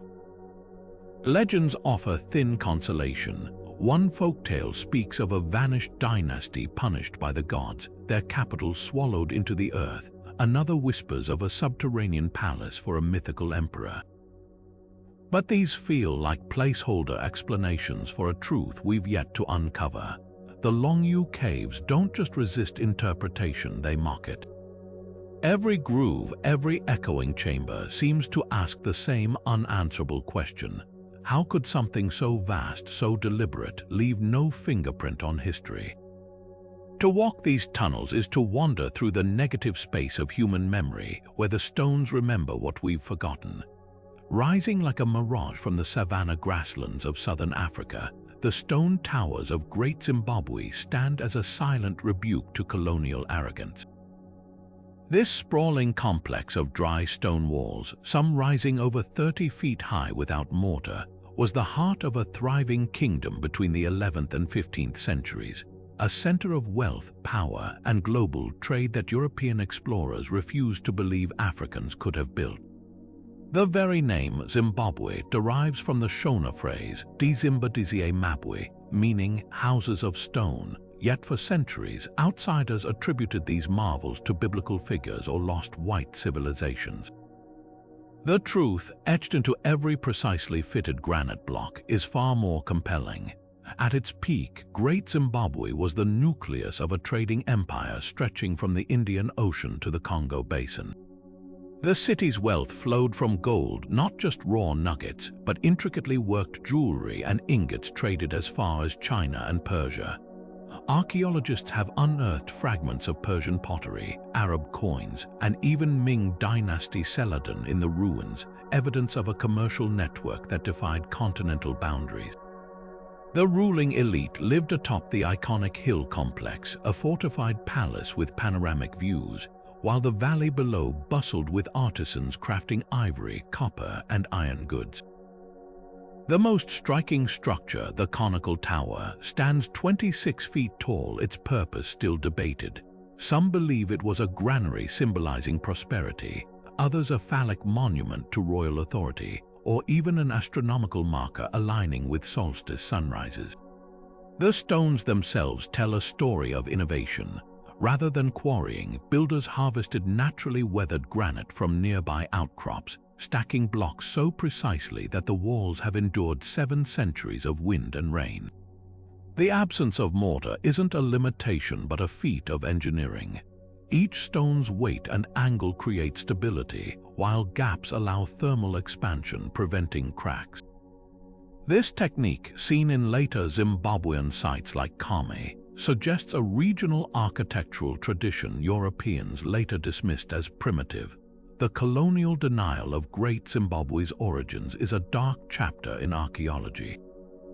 When German explorer Karl Marx first documented the ruins in 1871, he insisted they were the biblical queen of Sheba's palace, despite local oral histories naming Manhumutapa kings as builders. Later British colonizers, including Cecil Rhodes' associates, looted artifacts and manipulated evidence to fit racist narratives.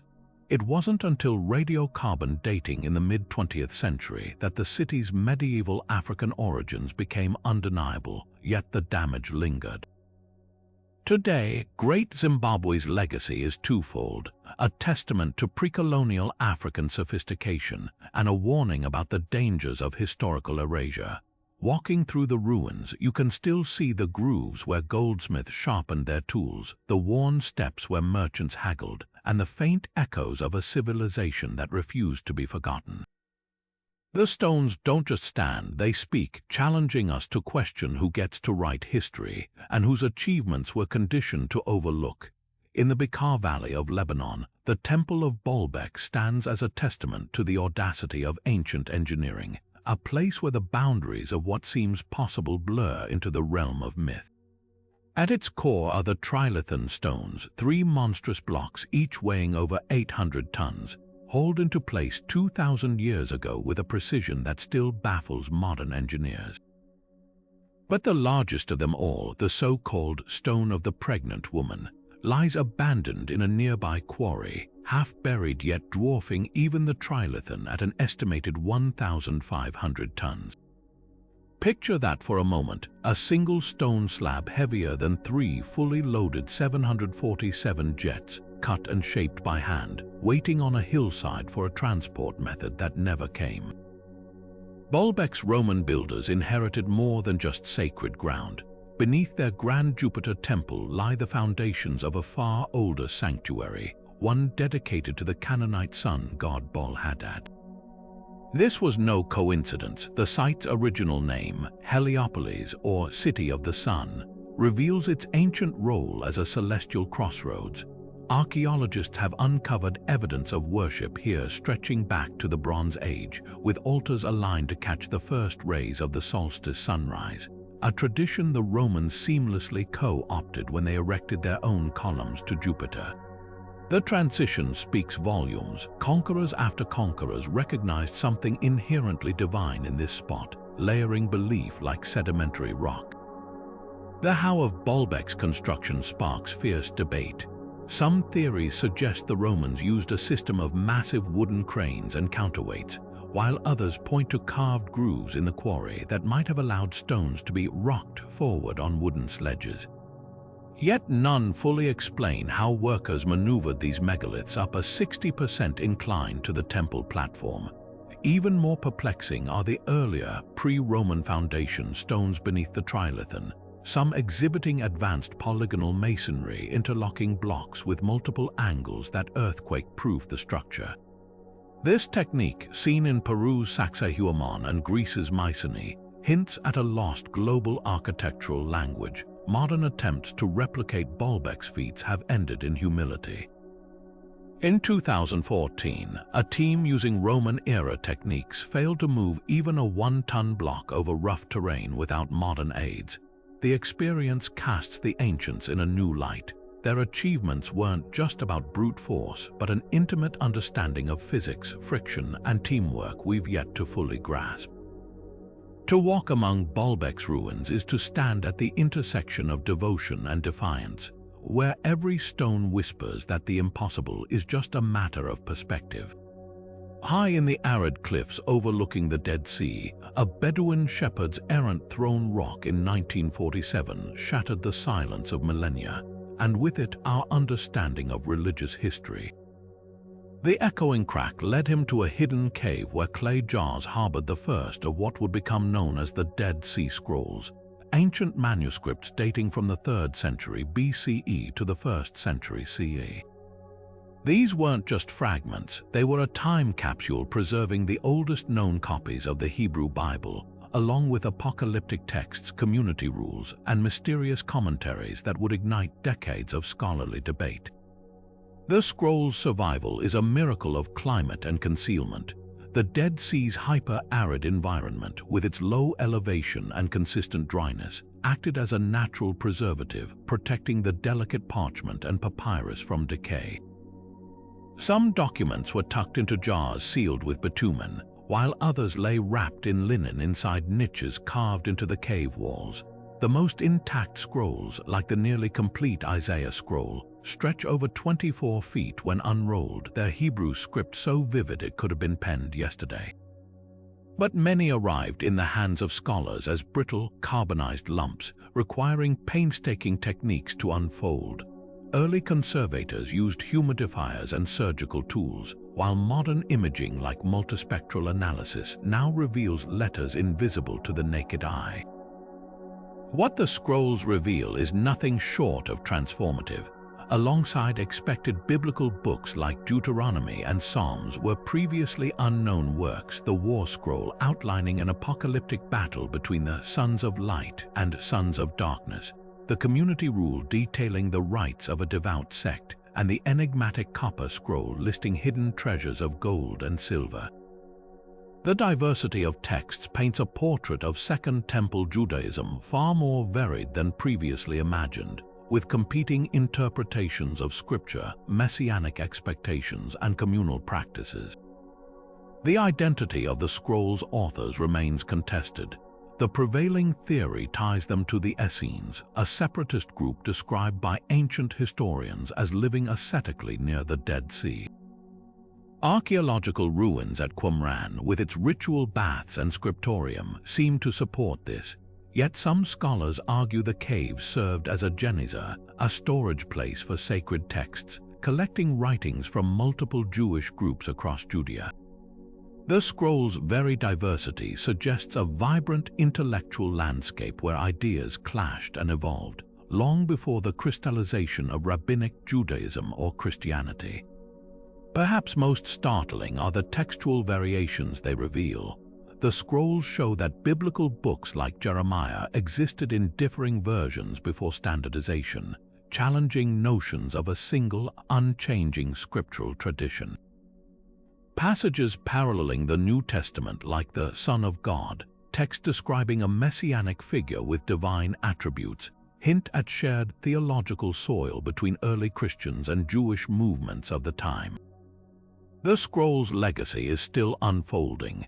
Less than a century since their discovery, new caves continue to yield fragments, while advanced technologies like DNA analysis of parchment origins and AI-assisted reconstruction of shattered pieces promise fresh revelations.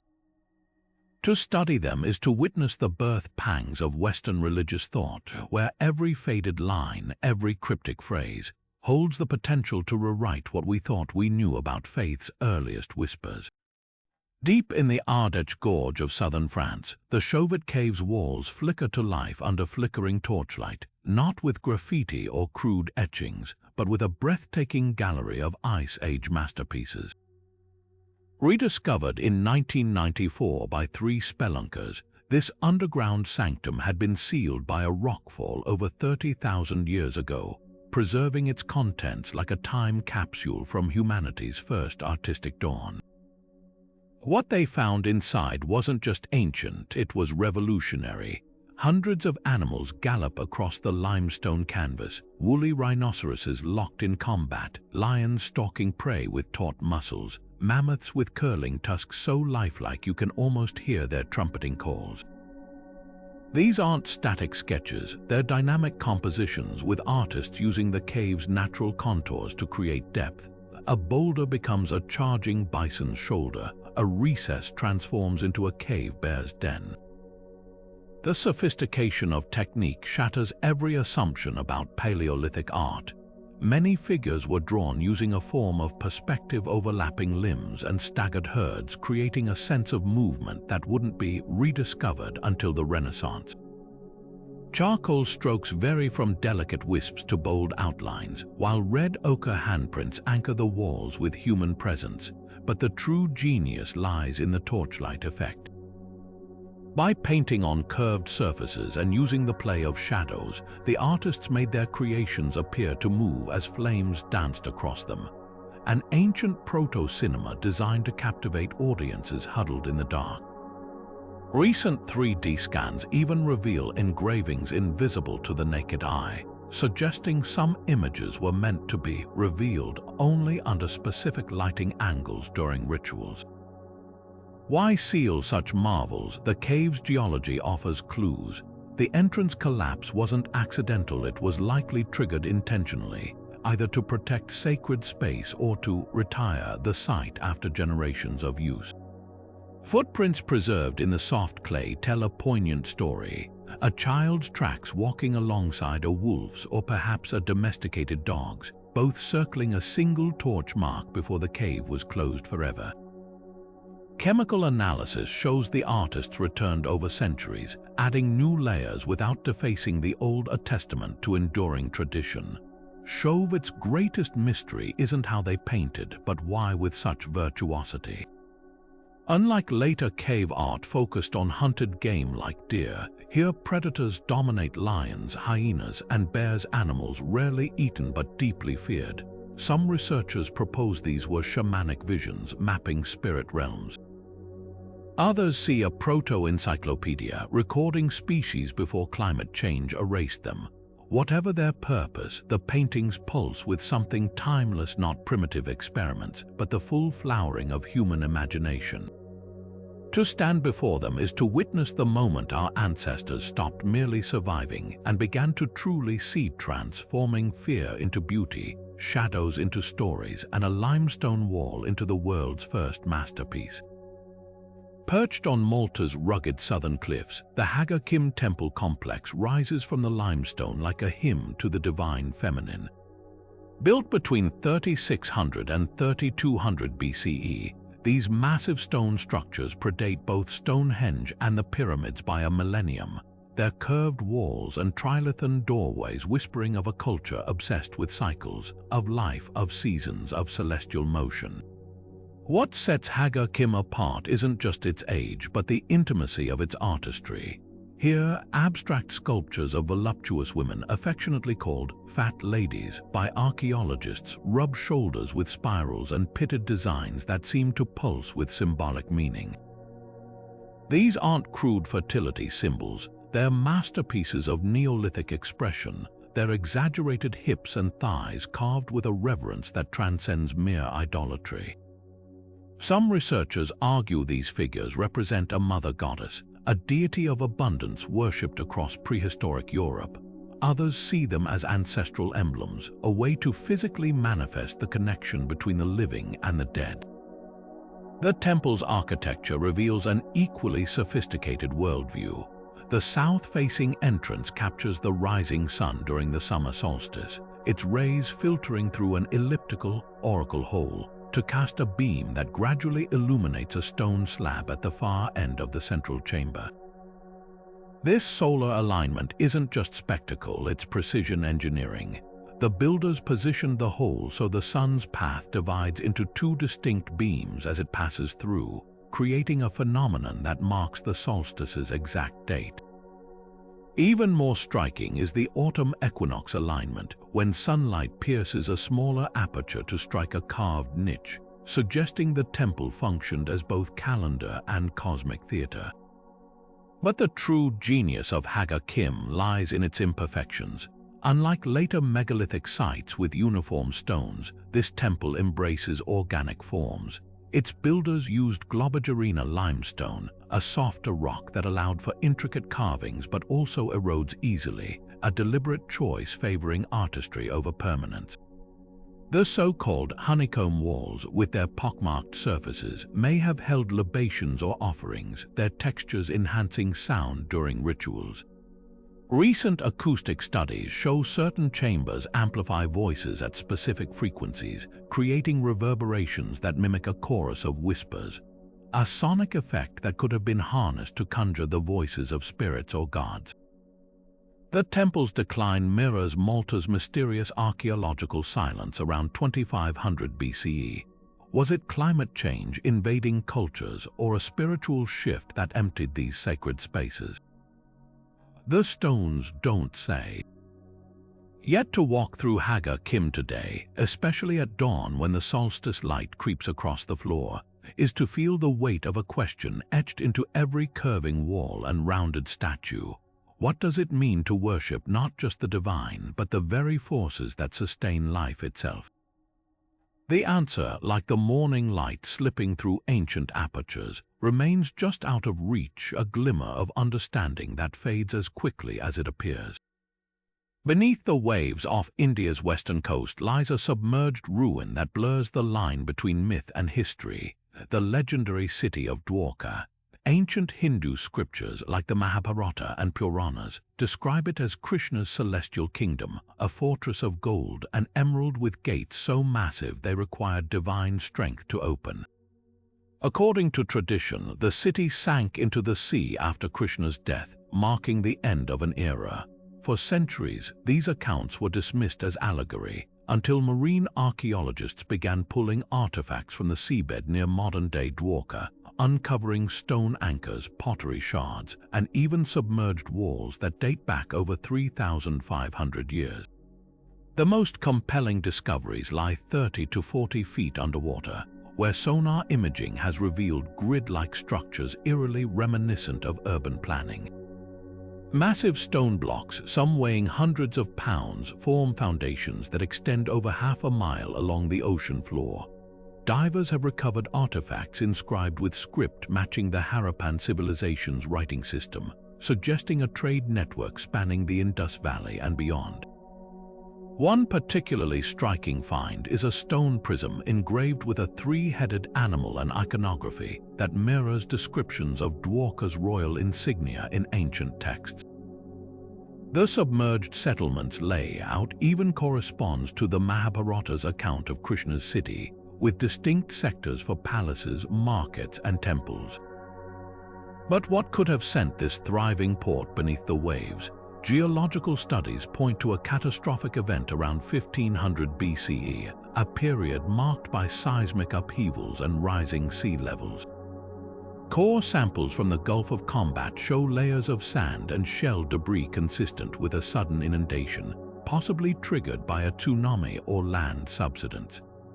This aligns with Hindu lore describing Dwarka's demise as a divine retribution, the ocean swallowing the city whole in a single night.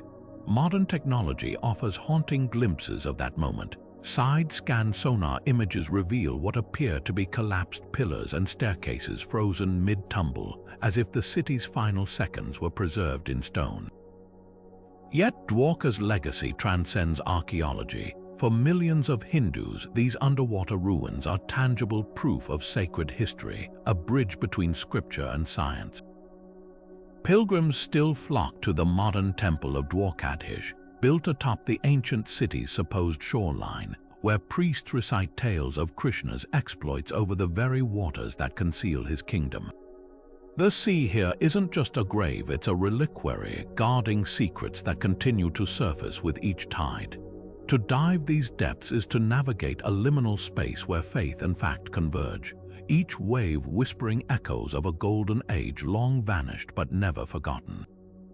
Winding through the rolling hills of southern Ohio, the Great Serpent Mound stretches over a quarter-mile, its sinuous coils and spiraling tail frozen in an eternal crawl across the earth. This massive effigy mound, the largest of its kind in the world, isn't just a tribute to a snake. It's a celestial map carved into the landscape, its curves aligning with the sun's solstice and equinox positions with uncanny precision. From above, the serpent's open jaws seem poised to swallow a hollow oval, often interpreted as an egg or the sun itself, while the three main coils of its body mirror the moon's wandering path across the sky. The effect is a masterpiece of prehistoric astronomy, a three-dimensional almanac designed to track the rhythms of the cosmos. Dating this enigmatic earthwork has sparked decades of debate. Early archaeologists attributed it to the Adena culture, which flourished between 800 BCE and 100 CE, known for their burial mounds and intricate copper artifacts. But radiocarbon dating in the 1990s suggested a later origin around 1070 CE, pointing instead to the Fort Ancient culture, a society with agricultural roots and complex village life. The controversy lingers, not just about who built it, but why. The Adena connection suggests a funerary purpose, as their mounds often entombed elite members with grave goods, while the Fort Ancient theory leans toward ritual or agricultural symbolism, possibly tied to their reverence for celestial cycles. The mound's astronomical alignments are too precise to dismiss as coincidence. During the summer solstice sunset, the serpent's head aligns perfectly with the dying light, while the winter solstice sunrise illuminates its tail. The equinoxes, meanwhile, cast shadows that bisect each of the three primary coils, creating a visual division that echoes the seasonal balance between light and dark. Some researchers propose the oval in the serpent's jaws represents not just an egg, but a solar eclipse, a celestial event that would have held profound significance for cultures dependent on planting and harvest rhythms. The undulating body's 7 coils might even mirror the 7 stars of the Pleiades, a cluster deeply tied to agricultural calendars across indigenous North America.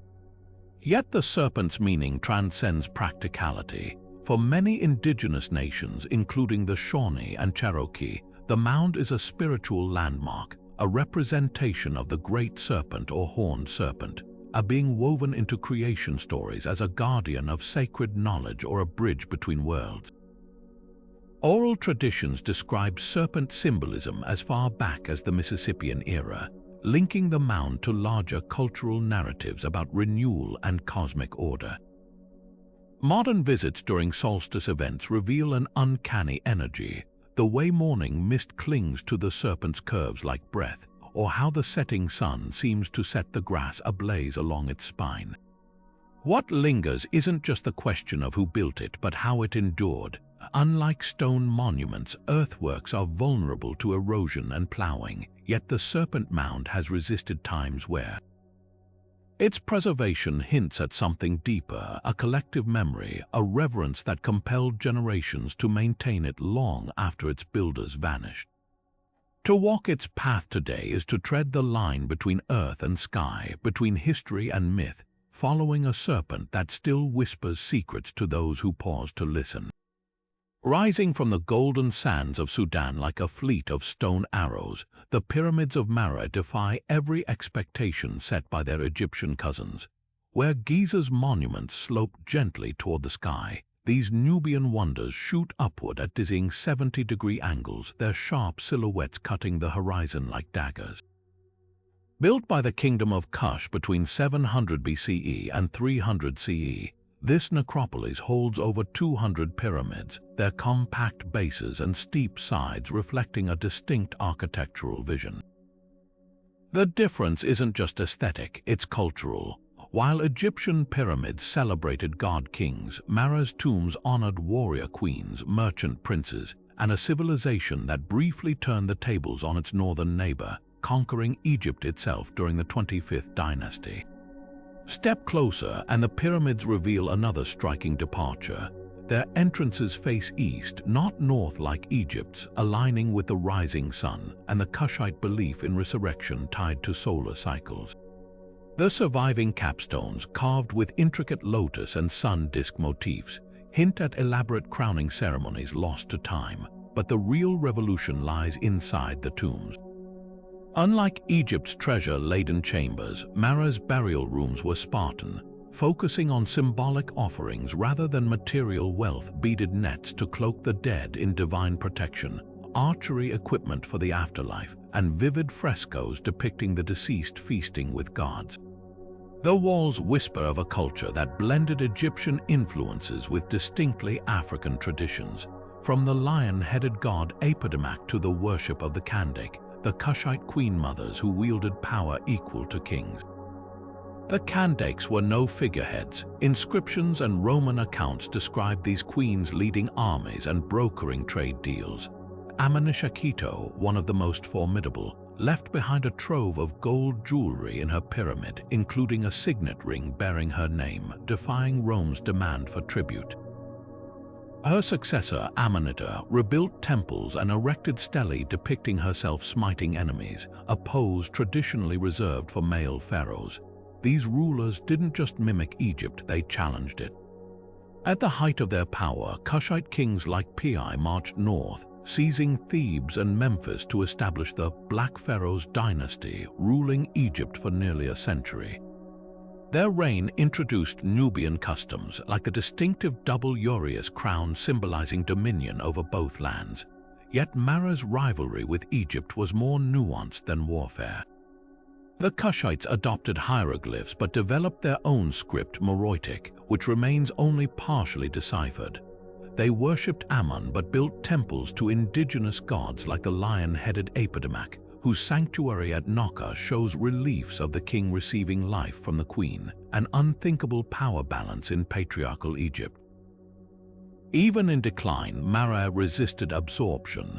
When the Romans under Augustus attempted an invasion, the Kandake Ammonines famously negotiated from strength, securing favorable terms after initial clashes. Today, the pyramids bear scars from 19th-century looters, including Giuseppe Fellini, who dynamited over 40 tombs in search of gold. Yet they stand as testament to a civilization that refused to be eclipsed. The steep angles catch the Saharan light at dawn, casting long shadows that seem to point south toward the heart of a kingdom that dared to reimagine what a pyramid and a pharaoh could be. Hidden deep in the emerald jungles of Colombia's Sierra Nevada mountains, Ciudad Perdida, the lost city, emerges from the mist like a dream half-remembered. Reached only by a grueling multi-day trek through steep ravines and river crossings, this ancient Tairona settlement feels less discovered than revealed, as if the jungle itself decides who gets to witness its secrets. Unlike Machu Picchu's grand reveal to the Western world, Ciudad Perdida was never truly lost to the indigenous Kogi, Wiwa, and Arhuaco peoples, descendants of the Tairona who have guarded this sacred site for centuries. To them, it's Tayuna, the heart of a spiritual network they call the Black Line, an invisible thread connecting sacred spots where the Earth's energy gathers. The climb to the city is a pilgrimage in every sense. After fording the Beretoka River's rushing waters, visitors ascend 1,200 moss-slicked stone steps, each one worn concave by generations of bare feet before the first terraces come into view. The city's layout is a masterclass in harmony with nature. Circular stone platforms cascade down the mountainside, linked by staircases and drainage channels that still divert tropical downpours with eerie efficiency after over 1,000 years. Unlike the rigid geometry of Inca sites, Tayuna's structures flow like the contours of the land itself, their curves mirroring the surrounding peaks. The effect is intentional. The Tairona saw their architecture as an extension of the living landscape, not a conquest of it. At the city's zenith lies the ceremonial core, where tiered plazas align with the four cardinal directions. Here, priests once performed rituals under the guidance of the Mamo's spiritual leaders, who today still visit to conduct offerings of coca leaves and seashells. The central plaza's acoustics amplify whispers into echoes, a feature some researchers believe was used to simulate the voices of ancestors during ceremonies. Nearby, the remains of Puentes Vibratorios suspension bridges made of vines and wood hint at a vast network of trails connecting Tayuna to other settlements, now reclaimed by the jungle. What's most striking isn't the scale, but the intimacy of the details. Small offering stones dot the terraces, each with a shallow depression for grinding sacred plants. Petroglyphs of serpents and frogs peek from boulders, symbols of fertility and water in Tairona cosmology. Even the staircases tell a story. Their irregular spacing suggests they were designed to force ascendants to walk mindfully, transforming a physical climb into a meditative act. Modern archaeology only scratches the surface of Tayuna's purpose. LiDAR scans in 2019 revealed previously unknown structures deeper in the forest, suggesting the city was far larger than the 200 terraces currently uncovered. Yet for the Kogi, who still wear white robes symbolizing the snow-capped peaks their ancestors once dwelled beside, the city's true significance can't be unearthed with tools. It lives in the whispered prayers of the Mamos, in the way dawn light filters through the canopy to illuminate certain stones at solstice, a dialogue between earth and sky that began long before the first Spanish ship touched these shores, and one that continues unbroken for those willing to listen. Tucked beneath a quiet English market town, the Royston Cave hides its secrets in plain sight. This man-made bell-shaped chamber, discovered purely by accident in 1742 when a workman's shovel broke through its roof, is no ordinary hollow in the earth. Its walls are a canvas of medieval symbolism: knights on horseback, crucifixion scenes, figures clutching swords and chalices, all carved with such precision that they seem to pulse with hidden meaning. Some believe these enigmatic carvings point to the Knights Templar, the legendary order of warrior monks dissolved in the 14th century, but whose legacy lingers in whispers of hidden knowledge and buried treasure. What makes Royston Cave so compelling isn't just the carvings, but their arrangement. The figures cluster in panels, almost like chapters in a story only the initiated could read. A prominent depiction of St. Catherine, her wheel broken beside her, appears near a mounted knight with a shield, a possible nod to Templar iconography. Nearby, a peculiar pair of figures stand back to back, their legs merging into a single lower body, a motif some interpret as duality or alchemical transformation. Even the cave's dimensions seem deliberate. Its 8-sided base mirrors the Temple Church in London, a known Templar stronghold. Was this a sanctuary for exiled knights, a clandestine meeting place, or something even more esoteric? Theories about the cave's purpose spiral as wildly as its carvings.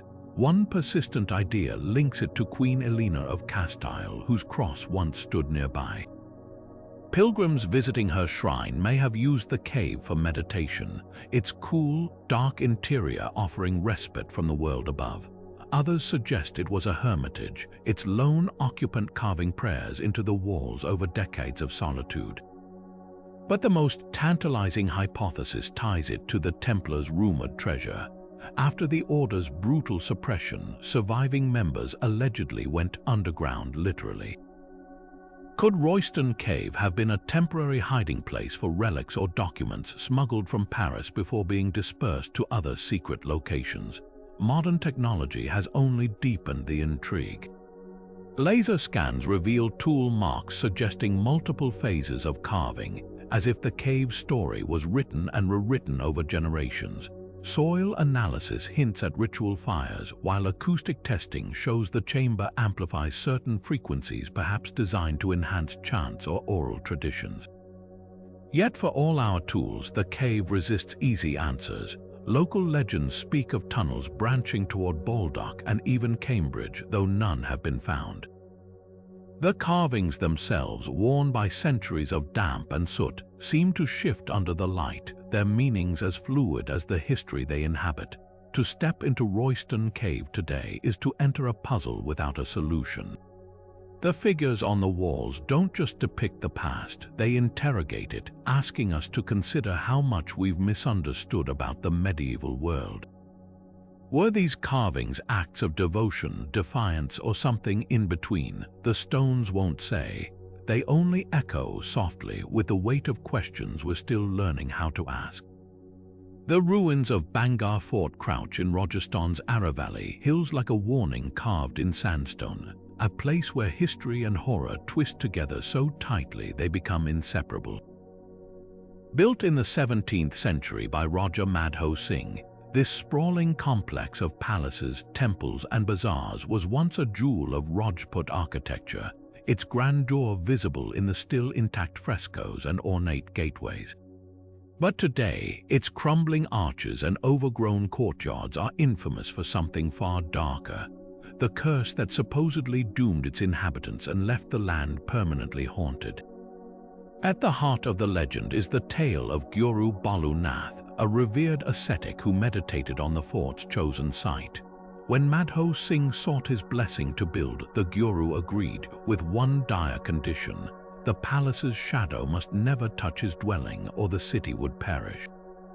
For years, the rule was honored until a successor king, either through arrogance or neglect, added flaws to the palace.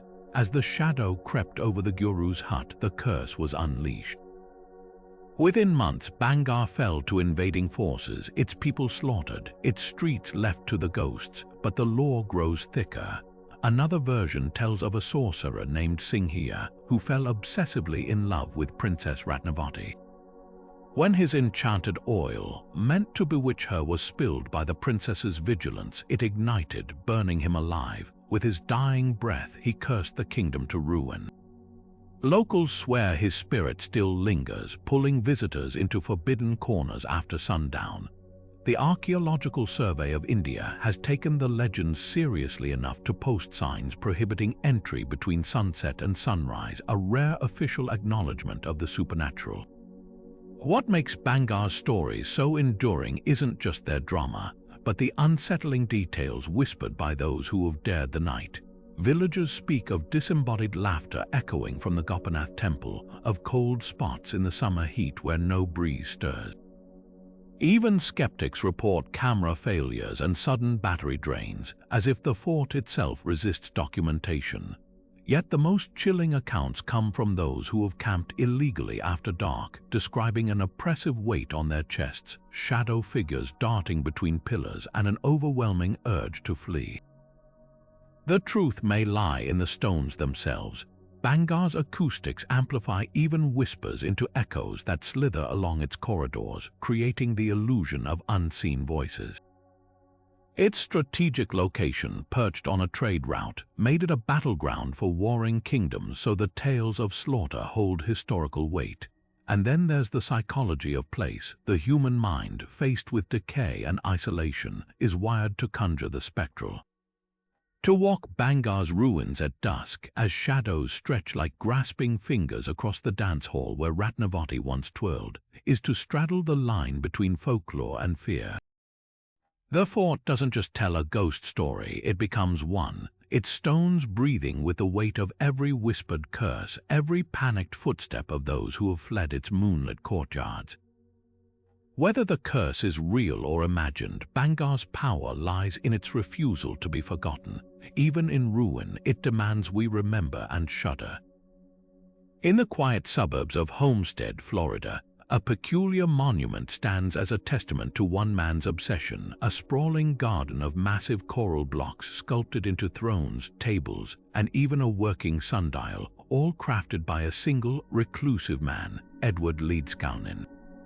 The Coral Castle, as it's known, isn't just a quirky roadside attraction, it's a riddle wrapped in limestone.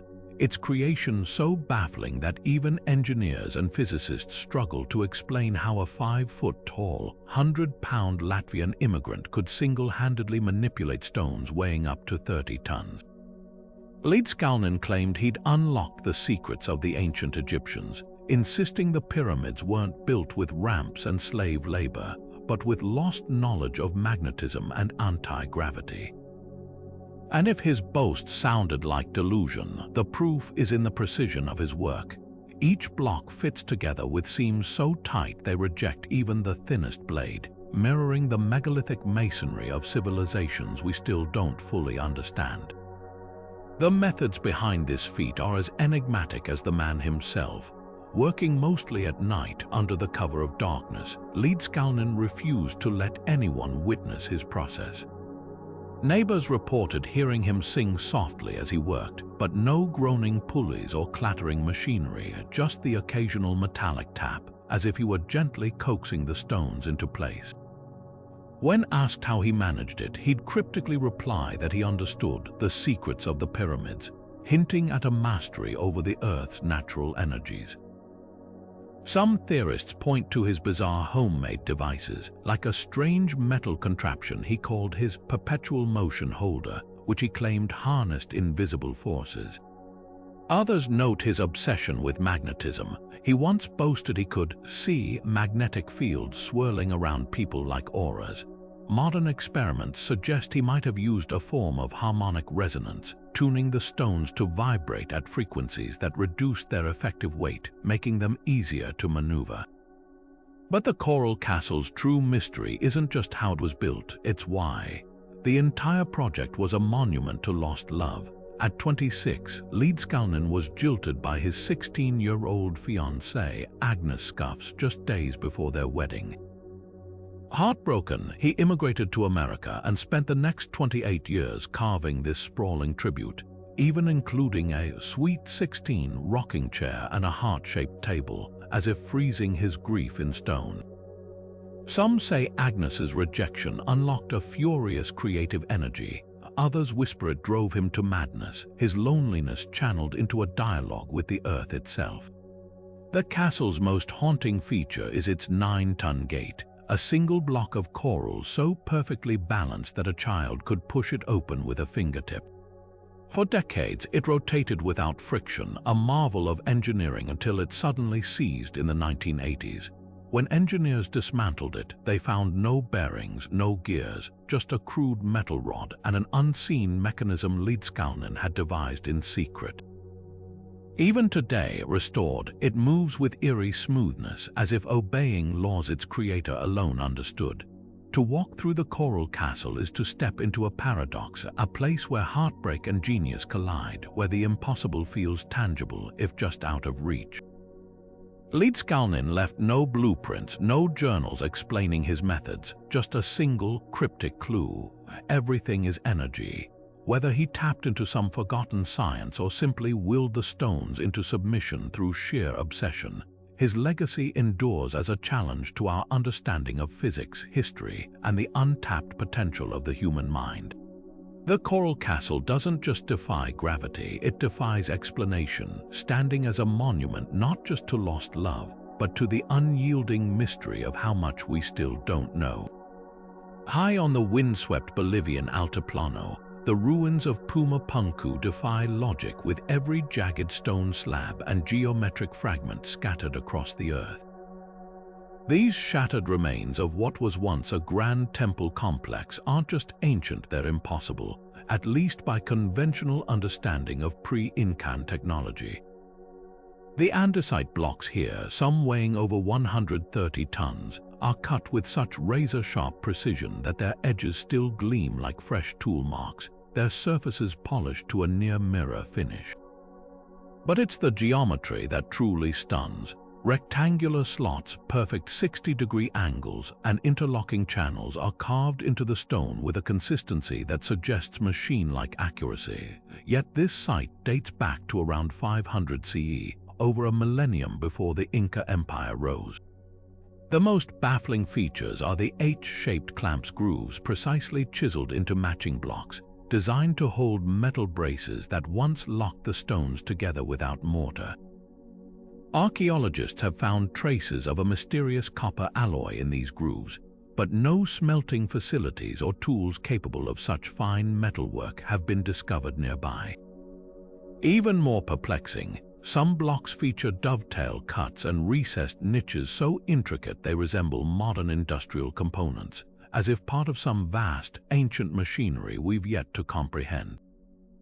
The stones fit together like a three-dimensional puzzle, their joints so tight that not even a sheet of paper could slide between them, a technique known as ashlar masonry, seen in later Inca constructions, but executed here with even greater finesse. Mainstream archaeology attributes Puma Punku to the Tiwanaku culture, a civilization that thrived long before the Inca, yet the methods behind these feats remain hotly debated.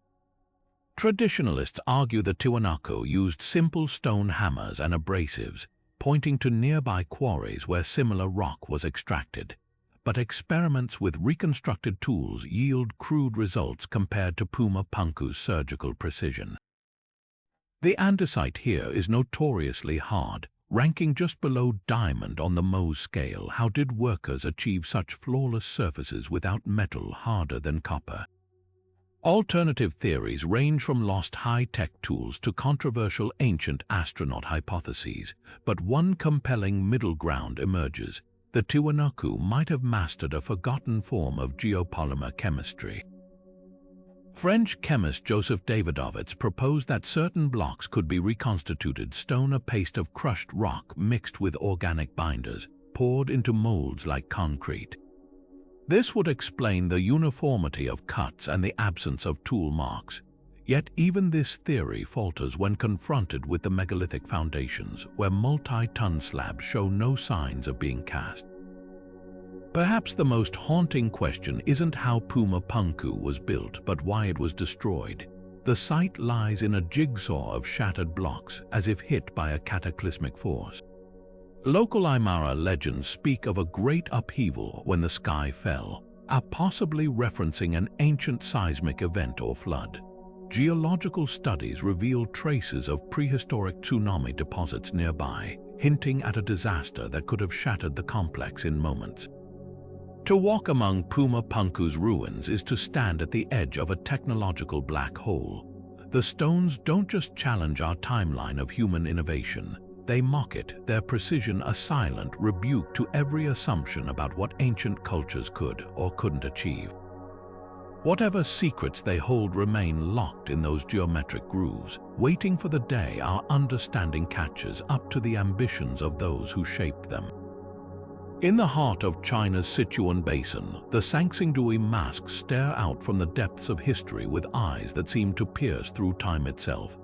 Unearthed in 1986 from sacrificial pits filled with shattered ivory and burnt artifacts, these bronze faces defy every expectation of ancient Chinese art. With their angular, elongated features, some with protruding pupils like those of insects, others with ears that flare outward like wings, they look less like human portraits and more like visions from a fever dream. The largest mask stretches over 4 feet wide, its gold foil still clinging to the surface after 3,000 years, while a towering bronze figure stands at nearly 8 feet tall, its hands clasped in a gesture that could be prayer or prophecy. This isn't the serene, symmetrical art of the Shang dynasty. It's a visual rebellion, a cultural explosion that rewrites the narrative of China's Bronze Age. What makes Sanxingdui so unsettling isn't just the otherworldly aesthetics, but the silence that surrounds them. These artifacts belong to a civilization with no written records, no mention in ancient texts, a culture that thrived alongside the Shang but vanished so completely that even its name is lost. The masks' exaggerated features, some with serpentine grins, others with hollow eyes that may have once held jade inserts, suggest a cosmology steeped in shamanism or star worship. One recurring motif is the divine tree, a bronze sculpture with branching limbs and dangling fruit, possibly representing a ladder between worlds. The precision of the casting is equally startling. Thin-walled bronze vessels with seams so fine they suggest advanced lost wax techniques centuries before they were thought to exist in China. Then there's the mystery of the pits themselves. Dug in a single frenzied event around 1200 BCE, they contain thousands of intentionally broken objects, masks split down the middle, statues decapitated, jade tablets ritually scorched. Was this a mass burial of sacred objects during an invasion, or a voluntary act of spiritual closure? Some scholars point to geological evidence of a catastrophic earthquake that may have triggered the collapse of the Sanxingdui civilization, forcing them to kill their gods before fleeing. Others propose a cultural schism where a new elite rejected the old ways and buried them literally and symbolically. The most haunting question remains: who were these people?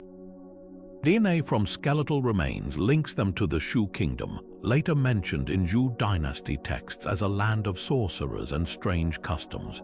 Their art shares fleeting similarities with Pacific Islander and Mesoamerican motifs, elongated earlobes, bird-headed deities hinting at trade networks or shared archetypes we've yet to trace.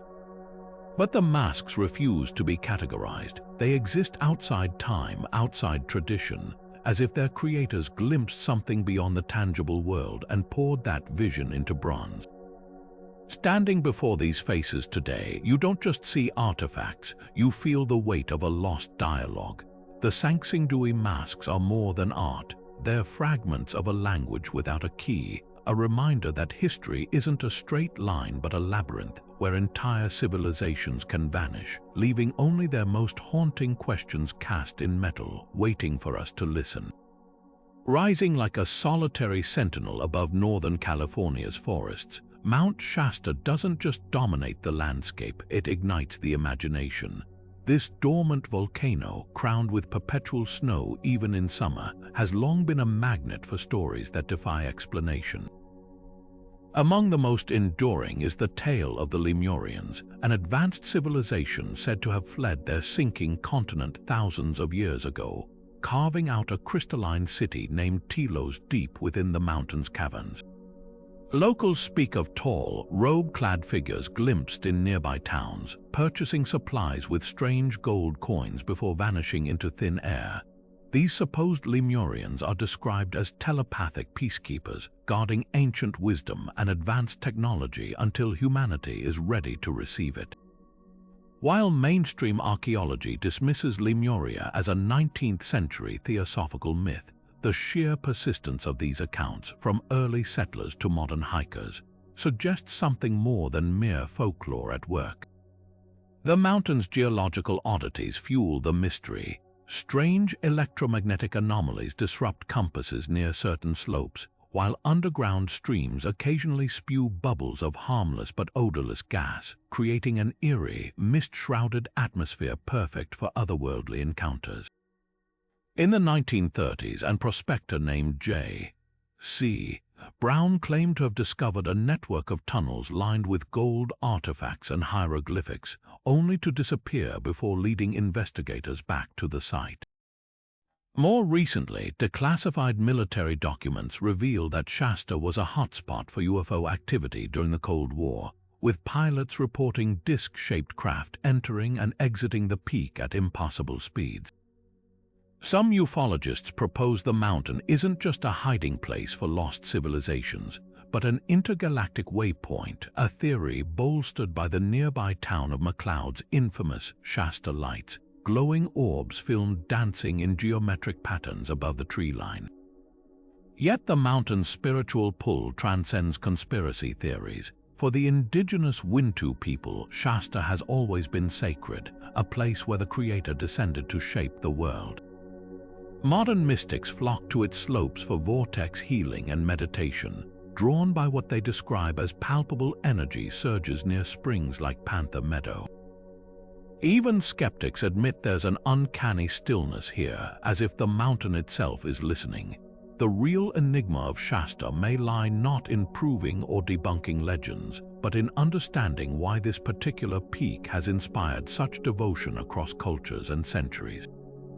Whether it's the lingering echo of lost Lemuria, a secret military operation, or simply the human mind responding to raw geological grandeur, the mountain keeps its secrets not in silence but in whispers carried on the thin, high-altitude wind. Rising from the red clay of rural Georgia like a modern-day Stonehenge, the Georgia Guidestone stood for decades as one of America's most puzzling and provocative monuments. Erected in 1980 under mysterious circumstances, this 19-foot-tall granite slab bore 10 commandments for humanity etched in 8 languages, from English to Swahili, messages that blended utopian idealism with chilling ambiguity. The stones first appeared when a man using the pseudonym Robert C. Christian commissioned them through an Elberton granite company, claiming to represent a small group seeking to guide civilization through an impending dark age. The sponsors' true identities vanished into speculation, fueling theories ranging from secret societies to apocalyptic survivalists. The inscriptions themselves read like a manifesto for a new world order. The first commandment, maintain humanity under 500 million in perpetual balance with nature, sparked outrage among those who saw it as a call for population control. Other directives advocated for global governance, harmonious reproduction, and the careful stewardship of resources. Supporters praised them as a visionary blueprint for sustainability, while critics decried them as elitist or even sinister. The stone's alignment with celestial events deepened the intrigue. Holes drilled through the slabs framed the sun during solstices and equinoxes, suggesting an astronomical purpose beyond mere symbolism. Then, in 2022, the monument's story took a dramatic turn. After years of vandalism and heated debate, the guidestones were demolished in a controlled explosion following an act of deliberate destruction, an event that only amplified their mystique. The attack was claimed by conspiracy theorists who viewed the stones as a cult or authoritarian, but the swiftness of their complete removal raised eyebrows. Why obliterate what could have been preserved as a historical curiosity? Some whispered it was a cover-up, an erasure of uncomfortable truths buried in plain sight. What lingers isn't just the mystery of who built them, but why they provoked such visceral reactions. Were the guidestones a warning, a prophecy, or merely an art project gone viral? Their legacy persists in the fragments left behind, scattered like echoes of a riddle we're still deciphering. To stand where they once loomed is to confront an uncomfortable question. Were they dismantled because they were dangerous or because they were right? Nestled in the hills of West Java, Indonesia, Gunung Padang has become a battleground between mainstream archaeology and theories that could rewrite human history. At first glance, it appears as a series of terraced megalithic stones, an ancient site but not extraordinary. However, what lies beneath the surface has sparked a firestorm of debate.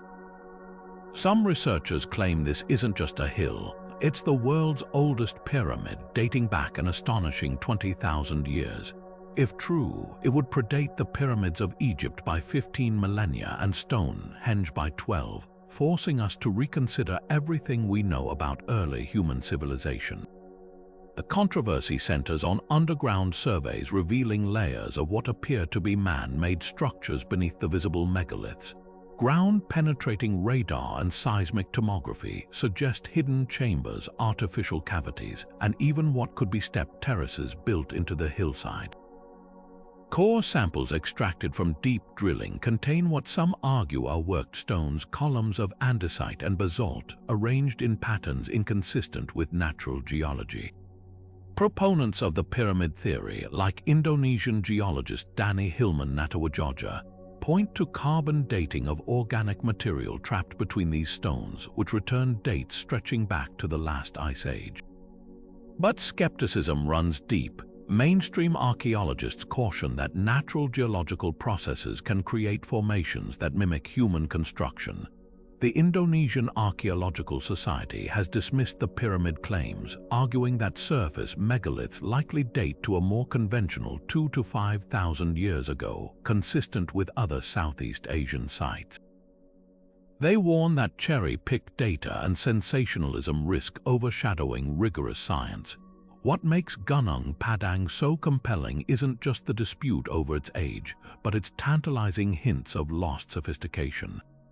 The uppermost terrace aligns with cardinal directions, suggesting astronomical knowledge, while local folklore speaks of a mythical kingdom called Atlantis rising and falling in this region. Could this be a relic of a forgotten advanced culture, as some theorists propose, or is the pyramid simply an optical illusion of wishful thinking, projected onto natural formations by those hungry for a paradigm shift? The truth may lie somewhere in between. Even cautious researchers admit the site's subsurface anomalies are unusual, warranting further study. But until more evidence emerges, Gunung Padang remains a riddle wrapped in layers of stone and speculation, a silent hill keeping its secrets close while the world debates what might be hidden beneath.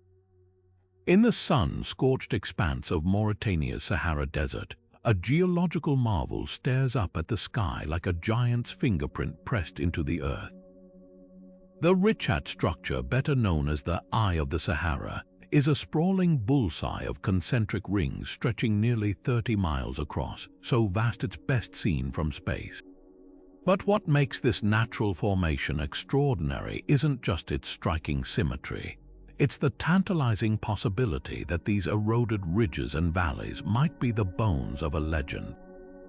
Could this be Atlantis, the fabled kingdom Plato described as a series of circular islands, rich in gold and elephants that sank beneath the waves in a single day and night?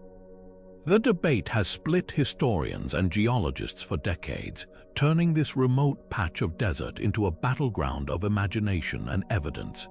Plato's account in his dialogues Timaeus and Critias paints Atlantis as a hub of advanced civilization, its capital built in concentric rings of land and water connected by bridges and tunnels.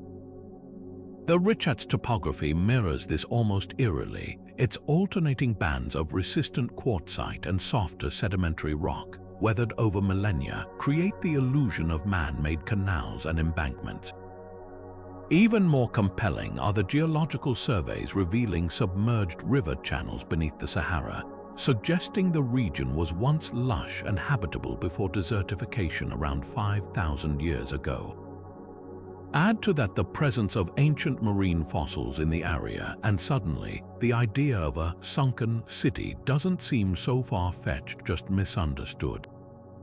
Yet skepticism runs deep. Mainstream geology insists the Richat is a natural dome eroded over hundreds of millions of years, its circular patterns the result of volcanic uplift and relentless wind.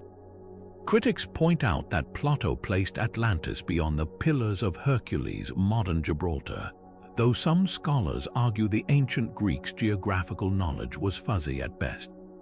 The lack of definitive human artifacts, no pottery shards, no tools poses another hurdle, but supporters counter that the sands of the Sahara are notoriously unforgiving, swallowing entire cultures without a trace.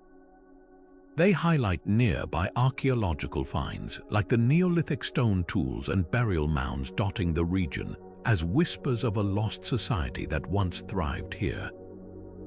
The truth might lie in a compromise. Perhaps the Richat wasn't Atlantis itself, but a waypoint or outpost that inspired the myth. Or maybe Plato's tale was an allegory, using the memory of a real place to warn against hubris and environmental collapse. Either way, the Eye of the Sahara refuses to blink, its silent rings challenging us to reconsider where history ends and legend begins. Standing on its crumbling ridges with the desert wind howling through the ruins of time, it's hard not to feel the weight of that question, not just whether Atlantis was real, but why we're so desperate to find it. Deep in the German countryside, where the Sol River winds through fertile plains, the Goseck Circle emerges from the earth like a ghostly blueprint of the cosmos. Discovered in 1991 by aerial surveyors who noticed strange crop marks in a wheat field, this Neolithic structure predates Stonehenge by nearly 2,000 years, a 4,900-year-old testament to humanity's ancient obsession with the sky. At first glance, it's deceptively simple: two concentric rings of wooden palisades, roughly 200 feet across, broken by three narrow gates. But these gates aren't random. They frame the rising and setting sun during the winter solstice with such precision that modern astronomers have dubbed this site Europe's first solar observatory. Standing at the center of the circle during the solstice sunrise is an experience that chills the bones. As dawn breaks, the southeastern gate aligns perfectly with the sun's first golden sliver, casting a narrow beam of light that slices through the winter darkness to strike a ceremonial post at the heart of the enclosure. The southwestern gate mirrors this at sunset, creating a celestial corridor that brackets the shortest day of the year. But the third gate, facing north, remains a riddle. Some researchers suggest it tracked the moon's minor standstill, an 18.6-year cycle, while others believe it aligned with the bright star Capella, a celestial marker for agricultural cycles. What's truly staggering is the sophistication behind this simplicity. The builders didn't just note the solstice, they encoded it into architecture. The palisades were constructed from over 1,600 oak posts, their spacing mathematically precise. Archaeoastronomers have calculated that the angles between the gates deviate less than half a degree from true solstice alignments, a margin of error that rivals modern instruments. This implies generations of meticulous observation, a cumulative knowledge passed down through oral traditions long before writing existed. The circle's purpose transcends mere astronomy. Excavations revealed grisly clues: human bones with cut marks suggesting ritual sacrifice, and cattle skulls placed at the gates like sentinels. A pottery shard etched with concentric circles, a possible map of the site itself, hints at sacred geometry. This wasn't just a calendar, it was a liminal space where the earthly and cosmic intertwined, where Neolithic farmers pleaded with the heavens to return the sun's warmth to their fields. Yet the Goseck Circle's greatest mystery might be its abandonment. After just 2 centuries of use, it was ceremonially burned, its ashes scattered with deliberate care. Was this an act of renewal, like the phoenix rising from flames, or a desperate last rite as climate shifts disrupted ancient farming? The answers whisper through the oak post's charred remains, a silent dialogue between earth and sky that we're only beginning to decipher. To walk its reconstructed perimeter today is to stand where Europe's first astronomers stood, tracing the same celestial paths with fingers and faith, bridging millennia with a single shaft of solstice light. Off the eastern coast of Pohnpei in Micronesia, the ruins of Nan Madol rise from the tidal channels like a skeleton of a forgotten civilization. 92 artificial islets crisscrossed with canals, built atop coral reefs with basalt logs so colossal they seem to defy the very laws of physics. This Venice of the Pacific wasn't just a city, it was a feat of engineering so audacious that even today, locals whisper of magic aiding its construction. The basalt columns, some weighing up to 50 tons, were stacked like Lincoln logs to form walls 15 feet high, their geometric precision a stark contrast to the tangled mangroves that now encroach upon them. How did a society without pulleys or metal tools quarry, transport, and elevate these megaliths across miles of ocean? The answer might lie in a blend of ingenuity and legend. Oral histories speak of twin sorcerers, Olasipa and Olasopa, who commanded the stones to float through the air with the help of a mythical dragon. Diving deeper into Nan Madol's construction reveals even more mysteries. The basalt prisms, hexagons, and pentagons were quarried from the opposite side of the island, yet no sledges or rollers have ever been found. Instead, researchers discovered submerged causeways that may have served as transport routes during high tide, allowing rafts to carry the stones. But the real enigma is the log cabin technique, each column notched and fitted without mortar, creating structures so stable they've withstood centuries of typhoons. The largest islet, Nan Madol, houses a royal tomb with walls 25 feet thick. Its inner chambers aligned to catch the equinox sunrise, suggesting the city wasn't just a political hub but a celestial observatory. The purpose of Nan Madol lingers in the realm of speculation. Some archaeologists argue it was the ceremonial center of the Sordilor dynasty, a ruling class so oppressive their downfall was mythologized as divine retribution. Others point to the total absence of fresh water or farmland on the islets. Why build here unless the site held spiritual significance? Local legends describe it as a place of forbidden power, where priests conducted rituals to control the weather and trespassers were struck dead by unseen forces. Even modern visitors report unease. Compasses spin erratically, and the stillness of the canals feels unnaturally heavy, as if the water itself remembers the secrets buried beneath. The most haunting question isn't how Nan Madol was built, but why it was abandoned. By the time European explorers stumbled upon it in the 19th century, the city was already a ghostly shell, its canals choked with silt, its altars stripped of offerings. Was it climate change as rising seas salted the freshwater springs, or rebellion, as oral histories suggest a revolt against the Sordilors so violent it cursed the land itself? The stones don't answer, but they endure, their silence a reminder that some civilizations leave behind not just ruins, but riddles that outlast empires. To walk these sunken pathways is to tread the line between history and myth, where every moss-covered pillar seems to hum with the echo of a lost world's ambitions. Rising abruptly from the rolling plains of northeastern Wyoming, Devil's Tower punches into the sky like a colossal stone sentinel, its sheer, fluted sides stretching 867 feet into the air, as if torn from the earth by some unfathomable force. This isn't just a geological oddity, it's a cultural lightning rod, a place where ancient reverence and modern myth collide. To the Lakota, Cheyenne, and Kiowa nations, the tower is motto to pillar, or Bear Lodge, sacred ground woven into creation stories that stretch back millennia. One legend tells of 7 sisters pursued by a giant bear. The Great Spirit raised the rock beneath their feet to save them, the bear's claws carving the tower's iconic grooves as it scrambled in vain. To this day, many tribes leave prayer cloths tied to the trees at its base, offerings to the spirits that still whisper through the wind-scoured cracks. The tower's geologic origins are no less dramatic. Formed around 50 million years ago, this phonolite porphyry monolith began as molten magma forced upward through sedimentary rock. Over eons, erosion stripped away the softer outer layers, exposing the hardened core in all its hexagonal columned glory. Scientists still debate whether it was once the throat of a volcano or a laccolith, a blister of cooled magma that never erupted.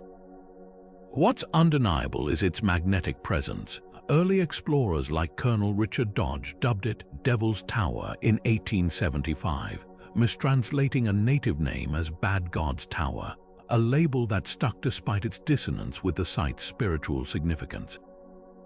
Then came Hollywood. Steven Spielberg's 1977 film Close Encounters of the Third Kind seared the tower into pop culture as the cosmic rendezvous point for extraterrestrial contact. Overnight, the monument became a pilgrimage site for UFO enthusiasts, its silhouette replicated in mashed potato sculptures by starry-eyed dreamers worldwide. The irony: the film's climax, where government scientists and ordinary people gather at the tower, mirrors real-life tribal gatherings, where the tower has long been a place of communal connection. Even the movie's 5-note alien melody feels eerily reminiscent of Lakota flute songs used in vision quests, but the tower's true power lies in its contradictions. It's a national monument drawing thousands of climbers annually, yet June marks a voluntary climbing hiatus to respect indigenous ceremonies. The parallel cracks tempting rock climbers are the same grooves sacred to tribal origin stories. Even the debate over its name, Devil's Tower versus Bear Lodge, reflects a deeper tension between colonial history and native reclamation. To stand beneath it is to feel that tension in your bones, the weight of competing narratives pressing down like the tower's own mass. Perhaps that's why it endures, not just as a challenge for adventurers or a backdrop for sci-fi, but as a living lesson in how places can hold multitudes where every fluted column seems to echo with voices from the past, present, and maybe even beyond. The tower doesn't offer easy answers. It simply stands silent and unyielding, asking us to listen. From the echoing chambers of Göbekli Tepe to the submerged cities whispering beneath ocean waves, these 50 sites share something profound: threads of lost knowledge woven through time, celestial alignments etched in stone, and the unyielding spark of human ingenuity that defies the ages. Whether it's the solstice sunlight creeping through Newgrange's ancient passage or the acoustic mysteries humming within Malta's Hypogeum, these places remind us that our ancestors weren't just survivors. They were visionaries, mapping the cosmos and bending stone to their will long before modern technology. Each site, from the towering pyramids of Meroe to the cryptic Georgia guidestones, carries a piece of the same puzzle, a testament to civilizations that reached for the stars, worshipped the unseen, and left behind enigmas that still tug at our curiosity. Think about the common threads, how so many of these sites align with celestial events, as if their builders were conducting a silent dialogue with the heavens. The Mayans tracked Venus from Chichen Itza's observatory, while the architects of Karnak's stones marked lunar cycles with eerie precision. And then there's the craftsmanship, blocks cut with laser-like accuracy at Puma Punku, or the coral monoliths of Nan Madol, stacked without mortar yet standing strong against typhoons. It's as if these cultures shared a secret playbook, now lost to the ages, leaving us to wonder, were they tapping into universal wisdom, or did they simply possess patience and dedication we've yet to match? But beyond the how and the why, these sites challenge us to question what we think we know. The Antikythera mechanism proves ancient minds could conceive of celestial mechanics as intricate as any modern computer, while the Longyu Cave's geometric perfection hints at techniques we've yet to rediscover. Even the legends Atlantis sinking, Lemurians retreating into Mount Shasta, speak to a universal human longing to believe there's more to our past than rubble and ruins. Perhaps that's the greatest gift these places offer, not answers but invitations to keep searching, to stay curious. So, which of these sites lingers in your imagination? Is it the haunting solitude of Bangor Fort, where curses echo through crumbling halls, or the eerie precision of the Yonaguni Monument, daring us to reconsider Pacific prehistory? Drop your favorites in the comments. We'd love to hear which mysteries captivate you most. And if this journey through time has left you hungry for more, don't forget to subscribe. From lost cities to cryptic artifacts, we're just getting started unraveling history's greatest puzzles. After all, the past isn't dead, it's whispering, waiting for the right ears to listen.